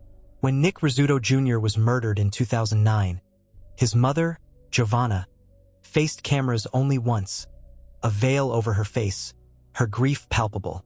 When Nicolo Rizzuto Sr. was killed in his own kitchen a year later, the family bore witness to the violence directly. The walls of their supposed sanctuary pierced by a sniper's bullet. These moments revealed the cruel truth. No amount of wealth, no fortress of walls, could shield them from the consequences of the life. And yet, despite it all, loyalty often held. Wives did not betray their husbands. Children rarely turned to police. Even in the face of grief, silence endured. For the families of Mafia Incorporated, breaking the code meant not only dishonoring loved ones, but endangering everyone left behind. This silence, however, came with scars. Generations grew up under the shadow of fear, their lives defined by choices they had not made. Some found ways out into education, professions, new cities. Others remained tethered to the name, whether by loyalty, obligation, or inevitability. The hidden truth of Mafia Incorporated is that the empire was not sustained only by dons and soldiers, but by the families who endured it. Their grief was quieter, their struggles less visible, but their sacrifices were no less real. And in the end, the tragedy of the Rizzuto saga is not only that so many men died violently, but that entire families lived their lives in the shadow of that violence, carrying the cost long after the gunfire stopped. The story of Mafia Incorporated is, at its heart, the story of power. Power seized, power wielded, power lost. It is the story of how one family, the Rizzutos, rose from immigrant obscurity to rule an entire city's underworld, and how, in the span of a single generation, that empire collapsed in blood. It began with Nicolo Rizzuto, the Sicilian immigrant who planted roots in Montreal in the 1950s. In those days, the Calabrian Catroni clan held sway, and Sicilians were second-tier players. But Nicolo, patient and ambitious, built alliances with his fellow Sicilian families. He nurtured ties to Sicily and Venezuela, turning Montreal into a hub of global smuggling. By the 1970s, when Paolo Violi of the Calabrians fell, the Sicilians, led by Nicolo, stepped into the vacuum. Then came Vito Rizzuto, Nicolo's son, the man who would elevate the family from powerful to legendary. Where his father was fiery and old school, Vito was diplomatic, cosmopolitan. He avoided headlines, built bridges with bikers, Irish gangs, and Calabrians, and turned Montreal into one of the most stable mafia cities in the world. Under his watch, violence was targeted, business thrived, and the clan became synonymous with order. For a time, it seemed he could not be touched. Canadian prosecutors failed repeatedly to convict him. Associates spoke of his Stella Fortunata, his lucky star. To many, he seemed untouchable, a Canadian godfather whose power rivaled New York's 5 families. But even lucky stars burn out. The ghosts of Brooklyn in 1981, the triple murder of Bonanno captains, came back to haunt him. U.S. prosecutors succeeded where Canadians had failed. Vito was extradited, convicted, and sent to prison. And in his absence, the empire unraveled. Between 2009 and 2010, his son Nick Jr. was murdered. His father Nicolo was assassinated. His consigliere Paolo Renda vanished. Enemies struck mercilessly, and Montreal descended into its bloodiest mafia war. By the time Vito returned in 2012, he had lost much, but not his will. His final year was one of vengeance, a storm of assassinations that briefly restored Sicilian dominance. But in December 2013, he himself was gone, officially to illness, though rumors of poisoning linger to this day. After his death, the dynasty faltered. Leonardo Rizzuto tried to lead, but lacked his father's charisma and authority. Attempts on his life underscored the family's weakness. The Calabrians rose. Street gangs and cartels reshaped the city's criminal map. By the 2020s, Montreal was no longer a mafia city. It was a marketplace of factions, globalized and fragmented. And yet, the Rizzuto name endures. For law enforcement, it is a cautionary tale. Proof that dismantling organized crime is never about a single trial or arrest, but about dismantling systems that thrive on corruption and silence. For Quebecers, it is a mirror, reflecting uncomfortable truths about politics, unions, and business. For storytellers, it is legend, a saga as gripping as any mafia film, but played out not in New York or Palermo, but in Montreal's streets. The rise and fall of Mafia Incorporated reveals something universal about power, that it is always fragile, always contested, always bought with both loyalty and blood. The rise and fall of the Rizzuto dynasty is more than a mafia story. It is a Canadian story about immigration and ambition, about corruption and survival, about the blurry lines between legitimacy and crime. For half a century, the Rizzutos embodied both the promise and the peril of power. They came from Sicily with little, and within a generation, they controlled unions, construction, gambling, and narcotics. They bent politicians, outplayed rivals, and turned Montreal into a hub of global organized crime. They were feared, respected, and, in some circles, admired. But their empire was built on sand. Every alliance contained betrayal. Every fortune carried a cost in blood. And every success deepened the attention of police, journalists, and rivals. For years, they managed this balance. Vito Rizzuto, above all, mastered it. The peacemaker, the diplomat, the man who made Montreal's underworld run smoothly. Yet even he could not escape the truth of mafia life. That no family, no matter how powerful, remains untouchable forever. His imprisonment in the United States showed the limits of luck. The murders of his son, father, and closest allies showed the vulnerability of dynasties. His own death, whether by illness or betrayal, showed the fragility of even the strongest dawn. And in the years since, the transformation of Montreal's underworld has revealed something even larger. The world outgrew the mafia. Global cartels, synthetic drugs, and decentralized gangs now dominate where once a single family reigned. The Rizzuto name still carries weight, but it no longer commands the city. Still, their shadow endures. Every new scandal in Quebec's construction industry carries echoes of Mafia Incorporated. Every shooting in Montreal streets recalls the bloody vendettas of the 2010s. Every documentary, book, and dramatization keeps alive the myth of Canada's Godfather. And perhaps that is the final lesson. That power fades, but myth endures. The Rizzutos are gone as rulers, but they remain as symbols. Symbols of loyalty and betrayal, of order and chaos, of wealth built on blood.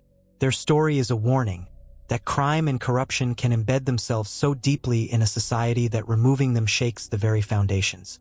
But it is also a reminder of human ambition, how far men will go to build empires, and how inevitably those empires fall. From Sicily to Montreal, from Brooklyn to Caracas, the Rizzuto saga was a story of men chasing immortality through power. What they achieved was something different. A legacy written not in permanence, but in myth. And in that myth, Vito Rizzuto remains what the world remembers him as, the Godfather of Montreal.